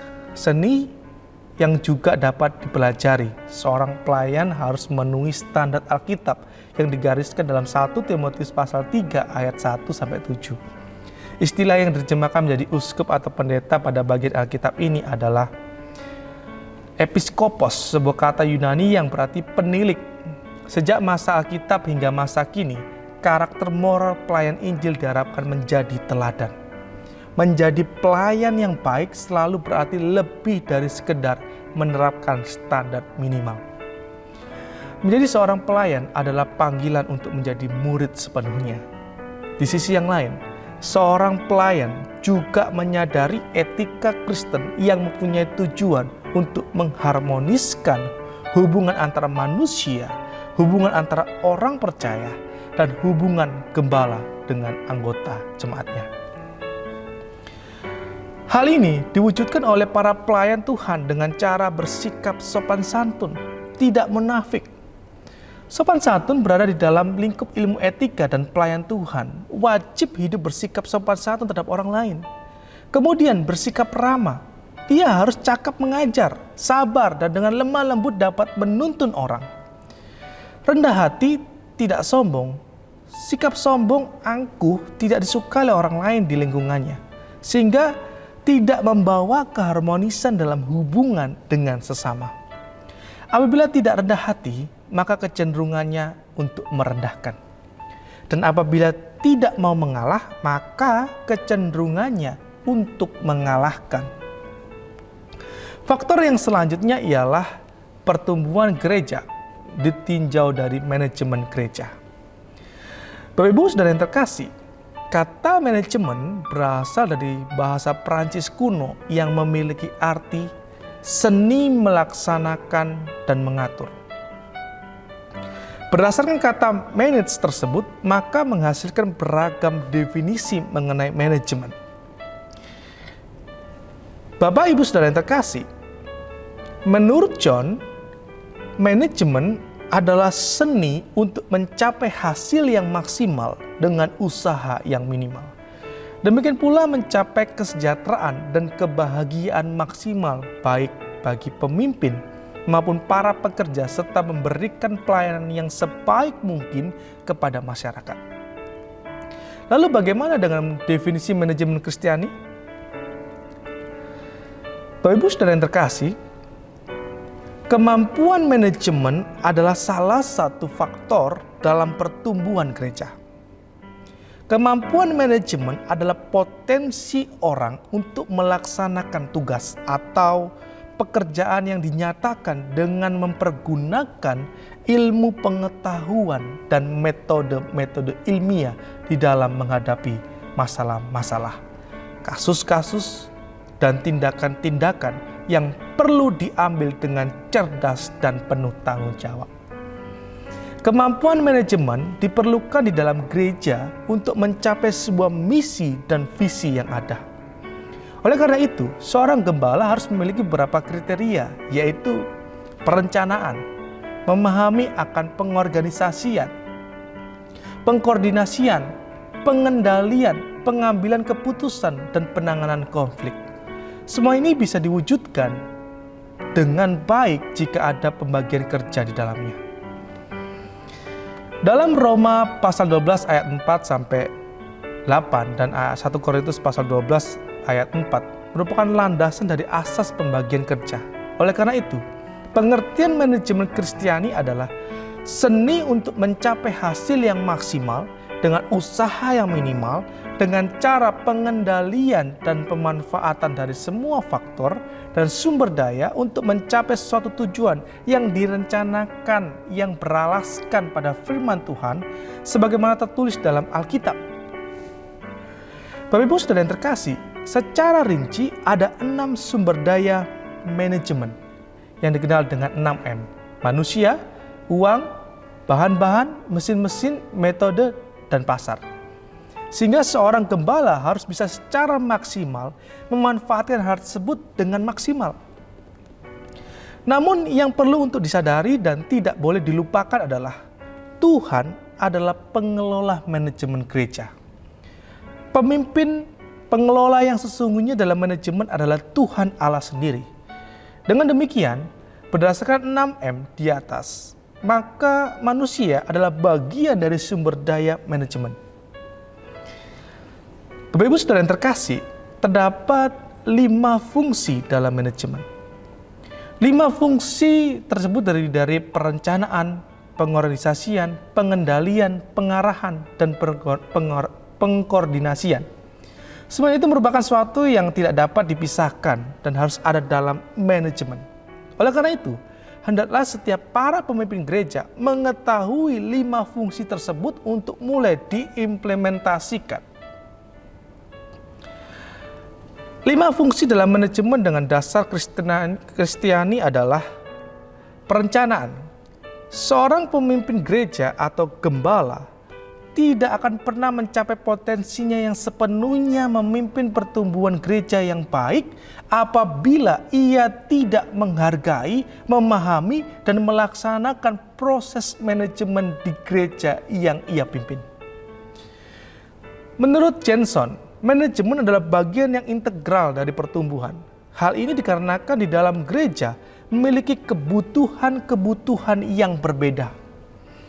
Gereja terdiri dari orang-orang yang melayani, warga jemaat melakukan kebaktian, mengajar dan belajar, atau melayani, atau berkunjung, atau memberi, dan sebagainya. Semua tindakan ini mempunyai tujuan. Mereka diarahkan untuk mencapai tujuan tersebut. Anggota-anggota jemaat bervariasi dalam umur, status, dan kedewasaan rohani. Gereja yang sehat bisa menyatukan perbedaan ini untuk sama-sama bertujuan memuliakan nama Tuhan. Dalam manajemen, perencanaan adalah hal yang vital. Apabila perencanaan baik, maka sasaran-sasaran yang hendak dicapai selanjutnya akan baik. Perencanaan adalah penentuan dan pemilihan tujuan terlebih dahulu serta merumuskan tindakan-tindakan atau tugas-tugas yang dianggap perlu untuk mencapainya. Oleh karena itu, menurut M.A. Nulang, suatu perencanaan bisa dikatakan baik apabila menjawab 6 pertanyaan. Apa yang akan dikerjakan? Mengapa dikerjakan? Di mana akan dikerjakan? Kapan akan dikerjakan? Siapa yang akan mengerjakannya? Bagaimana mengerjakannya? Kemudian dilengkapi dengan syarat-syarat sebagai berikut. Perencanaan harus menetapkan alternatif-alternatif. Perencanaan harus realistis dan ekonomis. Perlu koordinasi dalam perencanaan. Perencanaan harus didasarkan pada pengalaman, pengetahuan, dan intuisi. Perencanaan harus dilandasi partisipasi. Perencanaan harus memperhitungkan segala kemungkinan yang ada. Perencanaan harus fleksibel. Perencanaan itu harus dapat mendayagunakan secara maksimal fasilitas-fasilitas yang tersedia. Perencanaan yang under planning atau over planning harus dihindarkan. Berdasarkan penjelasan mengenai perencanaan tersebut, maka sebagai pemimpin gereja hendaknya mengemban tanggung jawab melakukan banyak perencanaan. Tetapi anggota gereja dan organisasinya juga perlu terlibat dalam perencanaan tersebut. Oleh karena itu, dibutuhkan perencanaan agar gereja dapat mencapai pertumbuhan yang Tuhan inginkan. Bapak Ibu Saudara yang terkasih, Alkitab memberikan petunjuk yang dapat dijadikan dasar dalam rangka membuat rencana atau melakukan kegiatan perencanaan. Amsal pasal 24 ayat 6 menjelaskan bahwa perencanaan akan menentukan keberhasilan semua kegiatan operasional organisasi. Roma pasal 12 ayat 16 menjelaskan bahwa rencana jangan muluk-muluk. Biarlah Tuhan ikut bekerja dalam membuat perencanaan yang sedang disusun. Serahkan semua rencana kepada Tuhan agar terlaksana dengan baik. Oleh karena itu, manusia dalam rangka merumuskan rencana pada hakikatnya hanya dengan berdasarkan hasil dari proses prediksi. Prediksi ini dalam melakukan prediksi, manusia mendasarkan diri pada data atau gejala yang dapat dihimpunnya. Sebagaimana yang dinyatakan oleh Tuhan Yesus dalam Matius pasal 16 ayat 2-3. Bapak Ibu Saudara yang terkasih, pengorganisasian merupakan proses menciptakan hubungan-hubungan antara fungsi-fungsi personalia dan faktor fisik agar kegiatan yang dilaksanakan dapat diarahkan. Untuk mengarahkan kegiatan tersebut, pemimpin dapat terbantu dengan bagan organisasi yang ada. Pemimpin gereja dapat mengetahui tingkat wewenang dalam bertindak, serta juga mengetahui kebutuhan apa saja yang diperlukan organisasi untuk benar-benar diwujudkan secara nyata. Wujud hidup berorganisasi adalah misi. Menurut Sugianto, misi manajemen Kristiani adalah bersekutu, bersaksi, dan melayani. Jika seorang bersaksi tentang Kristus, dia hanya memerlukan organisasi atau struktur organisasi yang sangat kecil bagi kesaksiannya. Selain harus mengetahui tujuan kesaksiannya, segala keperluan lain datang dengan sendirinya. Apa yang dipikirkan, dikatakan, dan dilakukan menjadi kesaksian tentang apa yang diimani dalam Yesus. Namun begitu dia bersaksi di depan orang banyak, kesaksiannya dipengaruhi oleh kehadiran orang lain. Apa yang ia dipikirkan, katakan, dan lakukan dikaitkan, disesuaikan dengan apa yang dipikirkan, dikatakan, dan dilakukan oleh orang lain. Bersaksi tidak lagi menjadi tindakan individu yang bebas, tetapi telah menjadi kombinasi tindakan dari dua orang atau lebih. Oleh karena itu, timbul kebutuhan akan organisasi dan struktur. Dalam Alkitab, organisasi digambarkan atau diumpamakan sebagai suatu tubuh. Tubuh orang percaya merupakan suatu kesatuan yang mempunyai suatu tujuan yang sama. Masing-masing anggota tubuh berada pada tempat yang tepat dengan fungsi yang tepat pula. Setiap anggota tubuh mempunyai tugas dan fungsi sendiri-sendiri. Di samping itu, antara anggota tubuh yang satu dengan anggota tubuh yang lain saling bekerja sama dan saling membantu serta terkoordinasi secara baik. Kemudian dalam tubuh juga tampak suatu sistem perintah, sistem komunikasi, dan sistem informasi yang memungkinkan setiap anggota tubuh dapat bekerja secara baik. Selanjutnya, setiap anggota tubuh itu masing-masing bekerja secara efektif dan efisien karena adanya sistem kontrol yang baik serta masing-masing bertanggung jawab dengan baik pula. Semua orang di hadapan Tuhan adalah sama. Semua orang bertanggung jawab kepada Tuhan. Oleh karena itu, untuk membuat struktur organisasi Kristiani yang tepat untuk diterapkan di gereja adalah bentuk sirkular atau melingkar. Bapak Ibu Saudara yang terkasih, pengkoordinasian berarti mengikat, mempersatukan, dan menyelaraskan semua aktivitas dan usaha. Di dalam gereja yang bertumbuh, terdapat berbagai kegiatan yang beraneka ragam yang dikerjakan lebih dari satu orang. Oleh karena itu, untuk mencapai koordinasi yang efektif, masing-masing pribadi, unit, kelompok ataupun bagian dalam organisasi harus merasa sehati sepikir, erat bersatu, saling membantu dan sebagainya. Seia sekata, tidak merasa penting sendiri, tetapi memperhatikan kepentingan orang lain atau pihak lain. Sebagaimana Alkitab mengatakan, hendaklah kamu sehati sepikir dalam hidupmu bersama. Janganlah kamu memikirkan perkara-perkara yang tinggi, tetapi arahkanlah dirimu kepada perkara-perkara yang sederhana. Janganlah menganggap dirimu pandai dan sebagainya. Selanjutnya ialah pengendalian menurut Alkitab. Untuk manajemen pencapaian tujuan yang telah ditetapkan, tidak cukup hanya dengan tersedianya rencana, organisasi, pengarahan, dan koordinasi. namun masih memerlukan pengendalian atas semua kegiatan yang terjadi dalam semua jajaran dan jenjang organisasi.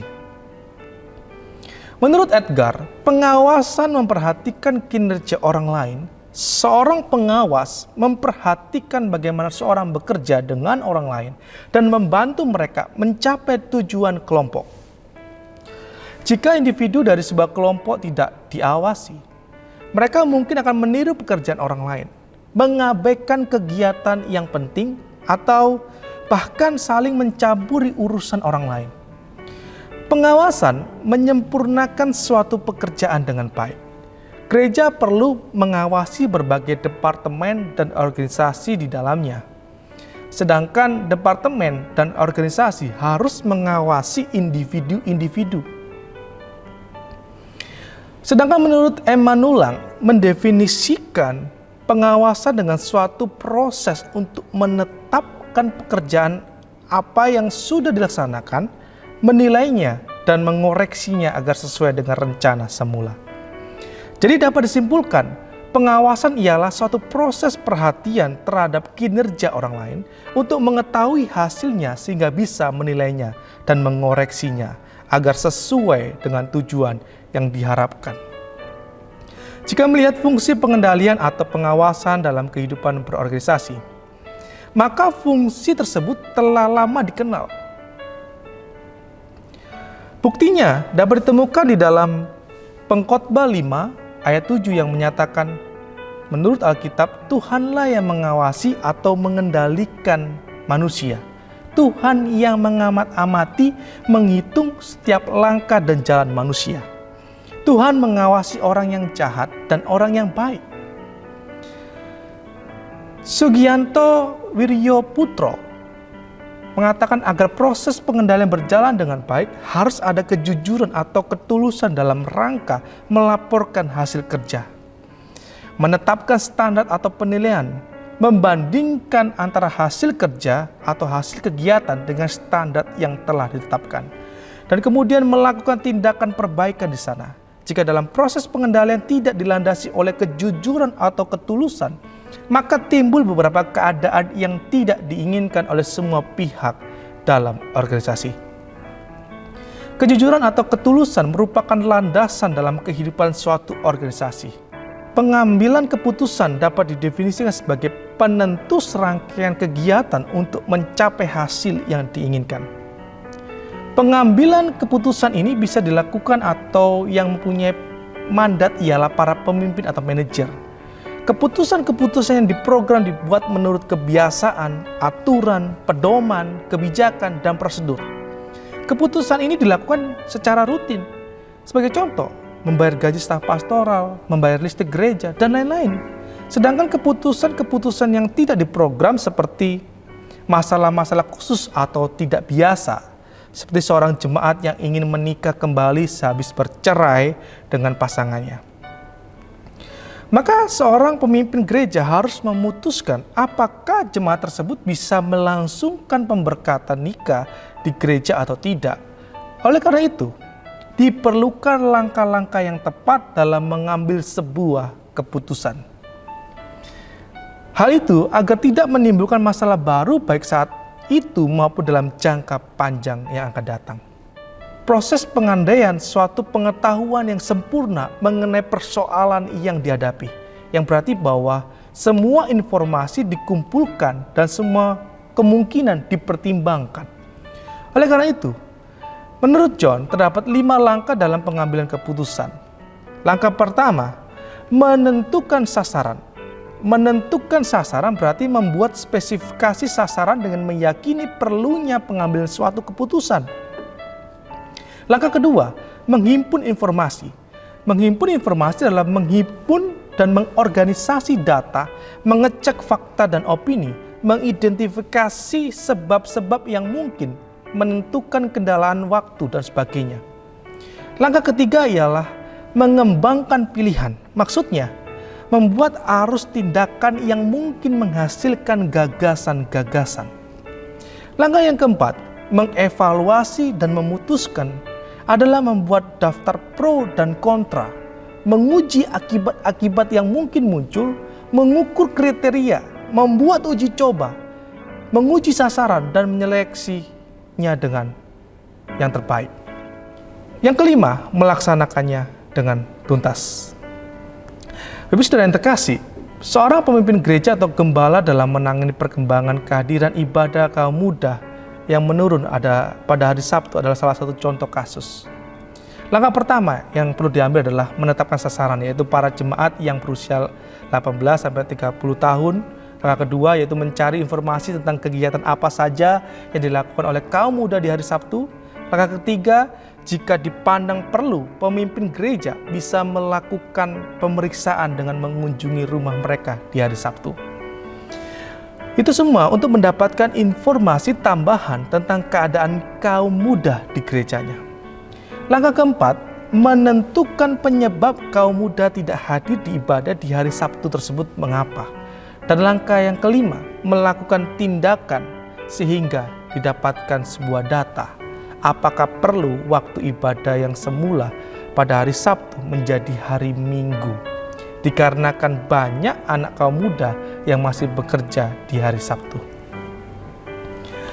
Seorang pemimpin gereja atau pemimpin Kristen tidak boleh untuk bertindak tergesa-gesa tanpa sebuah perhitungan. Seorang pemimpin Kristen harus bersikap objektif ketika mengambil keputusan. Maksudnya tidak memihak, harus bersikap adil. Jangan atau menerima suap. Jangan dengan kekerasan. Tegakkan kebenaran, dan yang paling penting bagi seorang pemimpin Kristen ketika mengambil keputusan adalah takut akan Tuhan. Penanganan konflik. Konflik merupakan suatu hal yang tidak terelakkan di dalam sebuah organisasi atau sebuah gereja yang telah memiliki bahkan organisasi. Setiap orang yang ada di dalamnya memiliki tanggung jawab yang sesuai dengan posisi masing-masing. Sehingga apabila mereka dipertemukan, maka akan menimbulkan benturan gagasan atau ide.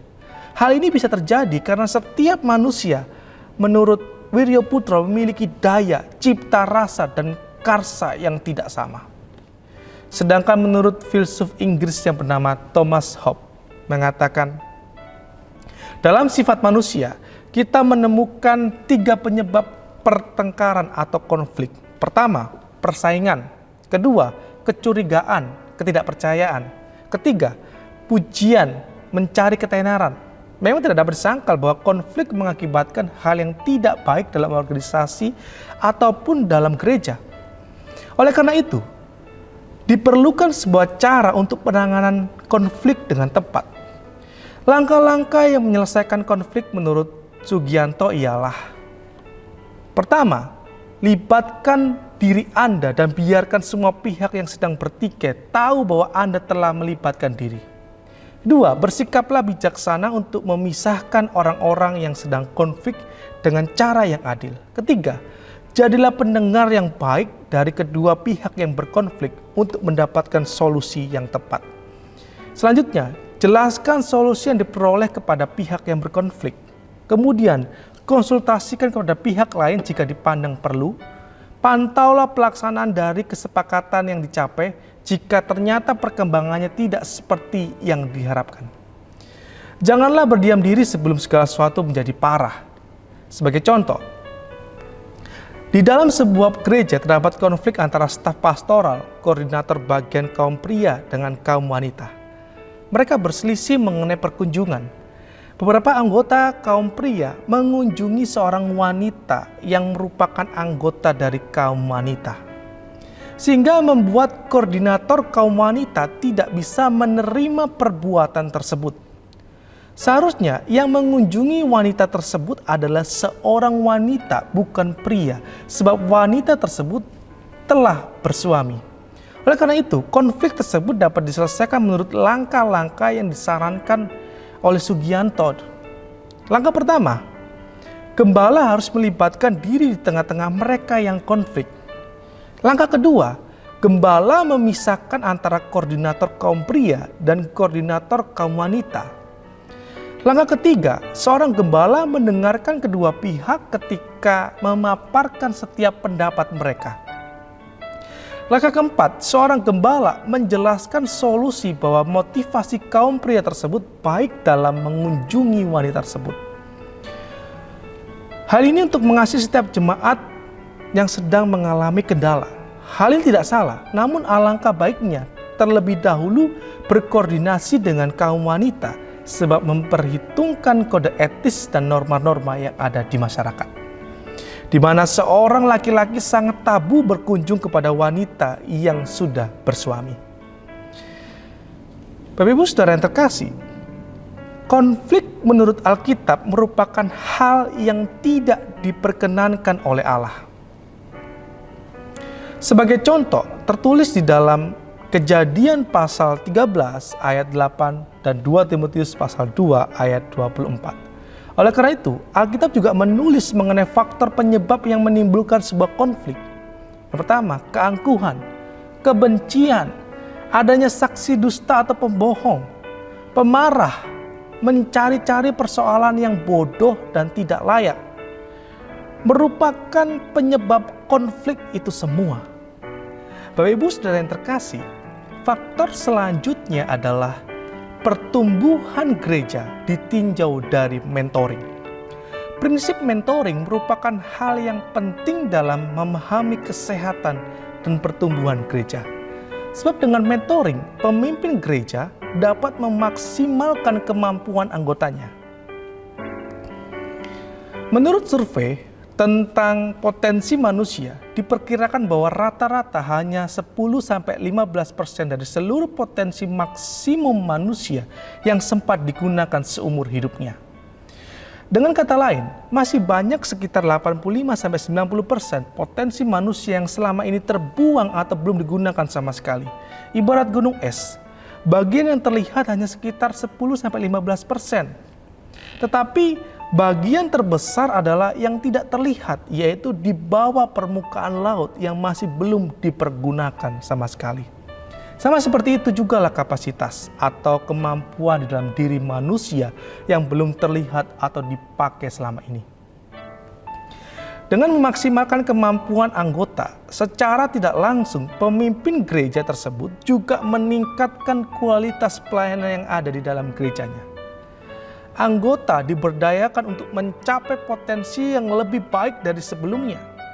Dengan sebuah kapasitas yang lebih besar, maka anggota bisa melakukan tugas-tugas dengan tanggung jawab yang lebih besar. Sebab mereka memiliki loyalitas, sumber daya manusia yang memadai dan hati terhadap gerejanya. Bapak Ibu Saudara yang terkasih, mentoring dapat definisikan sebagai proses yang bersifat relasi antara mentor, seorang yang mengetahui atau punya sesuatu baik, itu dalam rupa sumber-sumber kebijaksanaan, informasi, pengalaman, keyakinan, pandangan, hubungan, status, dan lain-lain, dengan mente atau anak mentor, dan mentransferkannya kepada mente tersebut. Tentu pada kurun waktu tertentu dan keadaan tertentu, sehingga terjadilah fasilitasi perkembangan atau pemberdayaan di sana. Kemajuan pertumbuhan murid itu dipengaruhi seberapa besar kapasitas kepemimpinan dari pembimbing. Jika murid benar-benar rindu dan haus untuk bertumbuh, tetapi pembimbingnya kurang mampu, murid akan terganggu pertumbuhannya. Oleh karena itu, apabila seorang pemimpin menginginkan muridnya bertumbuh, maka seorang pemimpin gereja hendaknya memiliki karakteristik seorang mentor yang baik. Karakteristik untuk menjadi seorang mentor yang baik adalah cinta Tuhan, dapat dipercaya, memiliki semangat yang tinggi, tidak mudah menyerah, memiliki kemampuan untuk menasihati orang lain, memiliki sikap mental yang positif, yang selalu ingin bertumbuh terus-menerus, memiliki keterampilan atau keahlian yang efektif untuk mau terus belajar dan memiliki visi. Sementara itu, karakteristik untuk menjadi seorang mente yang baik adalah memiliki keinginan belajar untuk meningkatkan kemampuannya, memiliki komitmen dalam hal waktu untuk bertemu dengan mentor, mau menerima nasihat atau umpan balik, ada keterbukaan dan tidak segan-segan untuk meminta pertolongan. Seorang mentor harus memiliki kriteria yang akan menghasilkan mente yang baik, sekaligus menjadikannya seorang murid. Bapak Ibu Saudara yang terkasih, seorang pemimpin gereja yang bertumbuh menjadikan mentoring sebagai hal yang penting dalam organisasi. Pada masa perkembangan kekristenan yang mengalami banyak tekanan sebagaimana yang dijelaskan oleh Robbie E. Chandra, keunggulan dari proses mentoring dapat dipelajari dengan meneliti pertumbuhan, ketahanan, penyebaran, dan stagnasi penganut agama Kristen sebelum tahun 313. Mereka mendapatkan hambatan dan penganiayaan dari kaisar-kaisar Romawi yang sangat keji kala itu. Tentara Romawi yang terkenal rapi dan efektif digunakan untuk menekan atau menghapuskan agama yang baru hadir selama 300 tahun itu. Namun orang Kristen mampu bertahan sampai gerakan bawah tanah walaupun mendapatkan hambatan dari masyarakat dan pemerintahan serta tentara. Bapak Ibu Saudara yang terkasih, lebih lanjut, Robbie menjelaskan kekristenan mampu bertahan karena setiap orang Kristen mendapatkan mentor, sehingga apabila pemimpin mereka ditangkap, penyebaran mereka tetap berlanjut. Bapak Ibu Saudara yang terkasih, kata Yunani untuk murid adalah matetes. Dipergunakan 269 kali dalam kitab-kitab Injil dan Kisah Para Rasul. Kata itu berarti orang yang diajar atau dilatih. Mereka bukan hanya seorang murid, tetapi seorang pengikut. Mereka mencerminkan sebagai tiruan sang guru. Oleh karena itu, pemuridan adalah proses pendewasaan rohani seorang yang baru lahir, sehingga tercapainya pengetahuan yang benar tentang anak Allah. Gereja yang sehat dan bertumbuh memiliki gembala yang melangsungkan pemuridan di dalamnya. Sebab prinsip pemuridan merupakan hal yang penting dalam pertumbuhan gereja. Sebagaimana yang dikatakan oleh Ron dan Jim, pemuridan merupakan salah satu dari prinsip dasar yang menjadikan landasan bagi yang lain. Karena pemuridan terletak pada pusat dari tujuan gereja. Gereja lokal merupakan metode Allah yang terbesar untuk memenuhi amanat agung, yakni untuk menjadikan murid. Memisahkan diri dari tujuan ini berarti menjadikan gereja sebagai suatu organisasi sosial yang terbaik. Pemuridan akan menyenangkan dan menggairahkan pelayanan dan perkembangan gereja. Gereja telah dirancang oleh Allah dengan segala sesuatu yang diperlukan untuk memuridkan orang, yakni mengembangkan mereka menjadi seperti Kristus. Oleh karena itu, sebagai pemimpin gereja dituntut untuk memahami dan melakukan pemuridan di dalam gereja yang Allah percayakan kepadanya. Maksudnya, seorang pemimpin Kristen harus untuk jadi pembuat murid Kristus, menyiapkan dan membangun suatu generasi yang kuat serta tidak tergoncangkan. Seringkali sebuah kesuksesan dari usaha seorang gembala sidang adalah ditimbang dalam segi jumlah anggota yang ia gembalakan. Namun apabila arti sebuah jumlah jika tidak diikuti oleh sebuah kualitas, seorang gembala sidang harus berupaya untuk memuridkan umat Tuhan yang telah dipercayakan kepadanya dengan beberapa metode pengembangan pembinaan seperti pembinaan melalui teladan, latihan secara perorangan, dan cara memecahkan masalah. Apabila hal ini diterapkan maka berdampak positif, yaitu menyiapkan dan membangun suatu generasi yang kuat serta tidak tergoncangkan. Menghasilkan pemimpin-pemimpin rohani yang dewasa dan berkarakter seperti Kristus. Mengantisipasi serta menjawab pertanyaan tentang krisis kepemimpinan yang dihadapi oleh banyak organisasi gereja. Kita perlu menyiapkan pemimpin-pemimpin yang memiliki pengetahuan luas atau yang memiliki pendidikan yang tinggi. Menciptakan proses multiplikasi atau pelipat gandaan sebagai suatu warisan dalam organisasi kita. Untuk jangka panjang, kita tidak hanya menghasilkan generasi yang kuat, tetapi juga secara kuantitas akan mengalami terobosan. untuk menjadi pembuat murid Kristus yang berdampak seperti yang dikatakan oleh Herdy. Maka seorang pembuat murid tidak hanya memiliki kemampuan yang standar. Menurut pengamatan Herdy, seorang gembala tidak hanya memiliki pendidikan yang memadai, supel dalam pergaulan, fasih berkomunikasi, memiliki keuangan yang kuat, memiliki posisi dalam suatu organisasi, memiliki pengalaman pelayanan, dan memiliki banyak talenta, melainkan memiliki 5 persyaratan utama, yaitu memiliki hati Bapa, memiliki panggilan dan motivasi yang kuat, berjiwa melayani dan bukan memerintah, tetap tekun dan tidak mudah menyerah, dan mau menjadi teladan atau belajar dan bertumbuh terus-menerus. Faktor yang lainnya ialah pertumbuhan gereja ditinjau dari penginjilan. Pada dasarnya, kata penginjilan dibentuk dari kata dasar Injil. Bahasa Yunani, Evangelion, dalam bahasa Latin, Evangelium. Kata ini dalam bahasa Indonesia diartikan sebagai kabar baik atau kabar bahagia. Bapak Ibu Saudara yang terkasih, Evangelion pada awalnya adalah istilah dalam bidang kemiliteran yang menunjuk pada upah yang diberikan kepada seseorang membawa berita kemenangan dari medan pertempuran. Pada waktu Alkitab Perjanjian Baru ditulis, para penulisnya meminjam istilah ini untuk menjelaskan berita sukacita atau kabar baik dari Allah tentang Yesus Kristus dan karyanya bagi dunia. Bagi orang Kristen, inti kabar baik ini adalah Yesus Kristus. Dalam hal ini, orang Kristen dapat mengartikan penginjilan sebagai tindakan Allah dalam memberikan tugas kepada hamba-hambanya. Tugas ini untuk memberitakan kabar baik dalam namanya kepada orang-orang yang tersesat. Gereja tidak akan benar-benar tidak dapat bertumbuh kecuali gereja membuktikan perhatian bersama untuk meneruskan pesannya kepada dunia. Tekanan dalam Kisah Para Rasul adalah pengaruh gereja dalam lingkaran yang selalu bertambah luas sampai seluruh dunia merasakan dampaknya. Bapak Ibu Saudara yang terkasih, Allah merancang gereja untuk menarik orang di luar lingkungan persekutuannya melalui proses audio visual.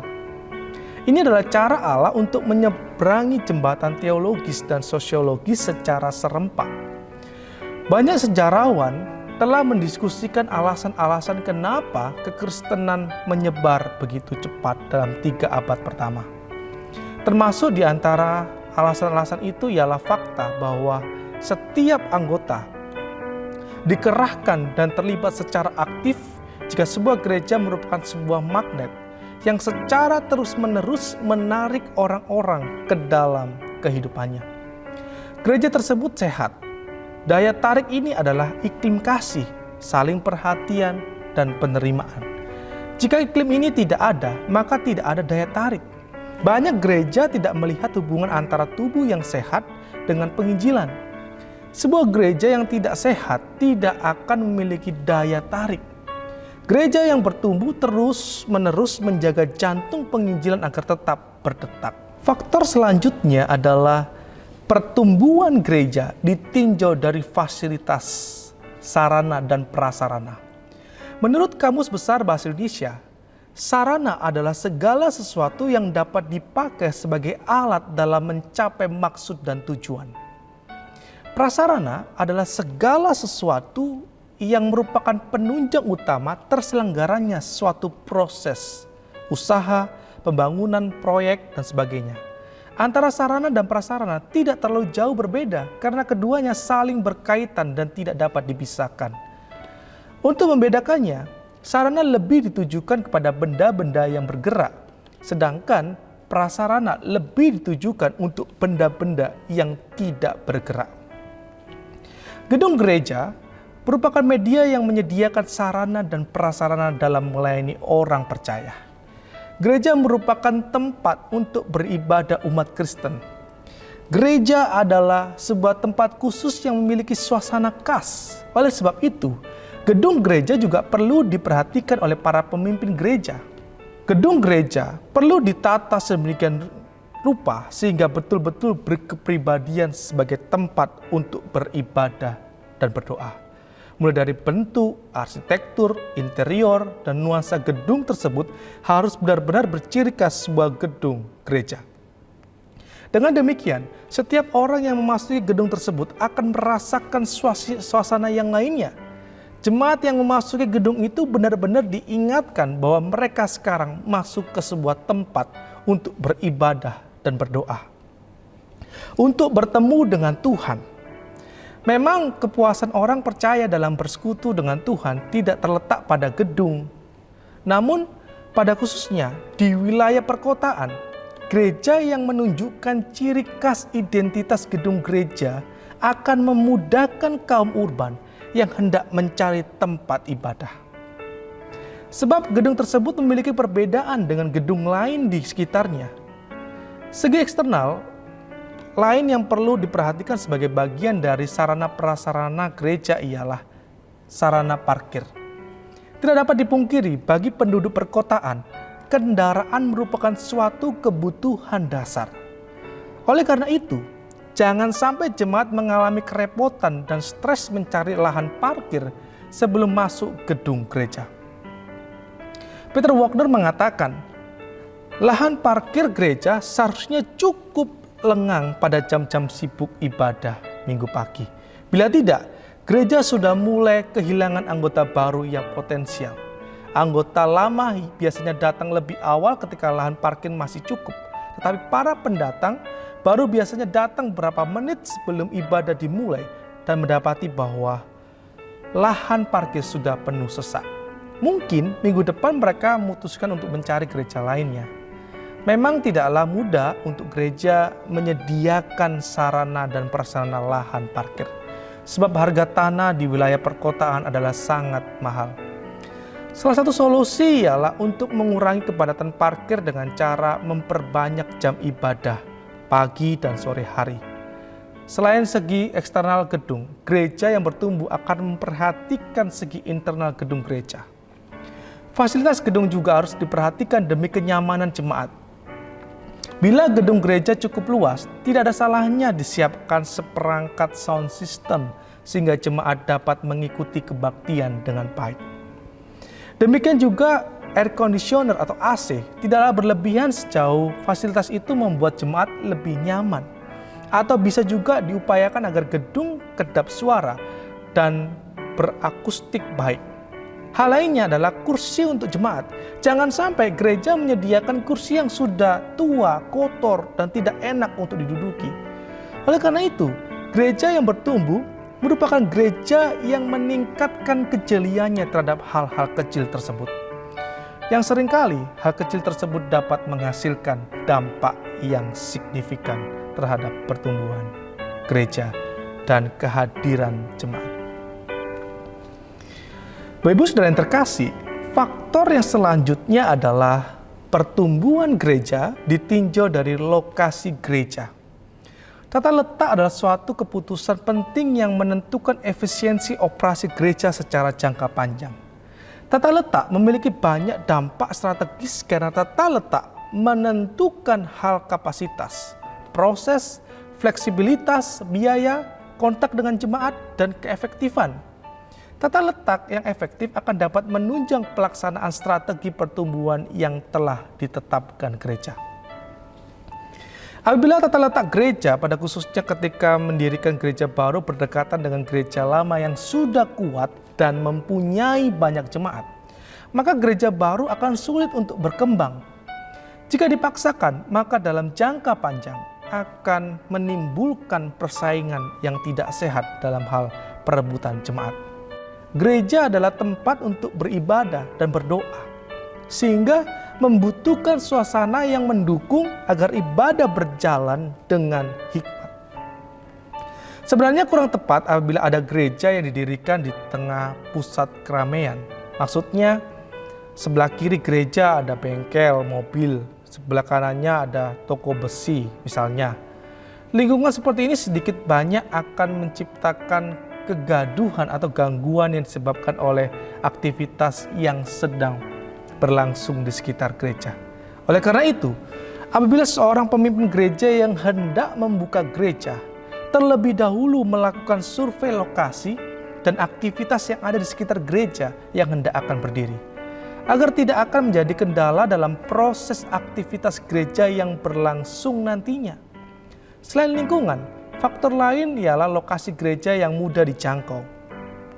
Sebuah gereja yang memiliki lokasi yang sulit akan menyulitkan anggota lama maupun anggota baru untuk hadir.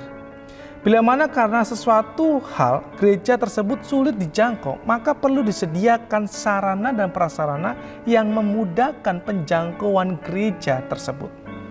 Itu bisa berupa penyediaan alat transportasi internal, penambahan lift, eskalator, atau sarana jalan yang lebih baik dan sebagainya. Namun apabila hal ini terjadi dalam jangka panjang, akan berdampak kepada biaya yang lebih besar untuk dikeluarkan oleh gereja. Dan kontak dengan jemaat juga kurang efektif dibandingkan tata letak yang strategis dan mudah dijangkau. Oleh karena itu, berdasarkan 9 faktor tersebut, kepemimpinan yang memiliki visi, pengajaran firman Tuhan yang berkualitas, kualitas ibadah yang ditujukan kepada Allah, para pelayan Tuhan yang memiliki etika yang baik sehingga bisa menjadi teladan bagi warga jemaat secara pribadi. Gereja menerapkan fungsi-fungsi manajemen mulai dari perencanaan, pengorganisasian, pengkoordinasian, dan penanganan konflik. Gereja memberdayakan sumber daya manusia dengan mentoring, sehingga menghasilkan warga jemaat yang loyalitas, totalitas, dan kualitas yang baik untuk gereja dan Tuhan. Warga jemaat yang terlibat aktif dalam penginjilan, sarana prasarana yang mendukung mulai dari gedung yang menampilkan identitas sebuah gereja, alat musik, sound system, dan lokasi gereja yang rata-rata memiliki letak strategis. Itu dimiliki oleh 22 gereja yang telah disurvei, dan 22 gereja tersebut memiliki jumlah jemaat di atas 120 orang. Namun tidak hanya dengan 22 gereja yang memiliki jemaat di bawah 120 orang. Gereja yang memiliki jumlah jemaat di bawah 120 teridentifikasi memiliki rata-rata 6 faktor yang hanya sampai kepada kategori cukup. Mulai dari faktor kepemimpinan, manajemen, mentoring, penginjilan, sarana prasarana, dan lokasi gereja. Hal ini disebabkan karena gembala tidak memiliki semangat dalam melayani Tuhan dan jemaatnya. Gembala tidak memiliki waktu yang banyak untuk melihara dan memperhatikan warga jemaatnya. Gembala tidak memiliki visi dan misi yang jelas. Gereja tidak memanfaatkan sumber daya manusia (SDM) yang ada. Gereja lemah dalam pengorganisasian sehingga gereja memiliki struktur organisasi yang kacau dan tidak berjalan dengan baik. Gembala tidak bisa mengatur waktu dengan baik. Gereja lemah dalam manajemen keuangan. Gereja masih lemah dalam perencanaan ke depan. Tidak adanya rapat-rapat khusus untuk mengevaluasi kegiatan-kegiatan yang telah berlangsung di gereja. Gereja tidak secara aktif melangsungkan pemuritan. Gereja tidak secara aktif melangsungkan penginjilan keluar gereja. Gereja lemah dalam pengendalian program-program gereja. Gereja memiliki sarana prasarana yang terbatas dan lokasi gedung gereja yang tidak strategis. Kiranya melalui pemaparan dalam video ini bisa menjadi berkat bagi Bapak Ibu Saudara yang terkasih. Dan pada akhirnya, gereja-gereja Bapak Ibu Saudara semakin bertumbuh untuk kemuliaan nama Tuhan. Saya minta maaf kepada Bapak Ibu Saudara jika ada perkataan atau pengucapan atau penjelasan yang tidak berkenan di hati Bapak Ibu Saudara.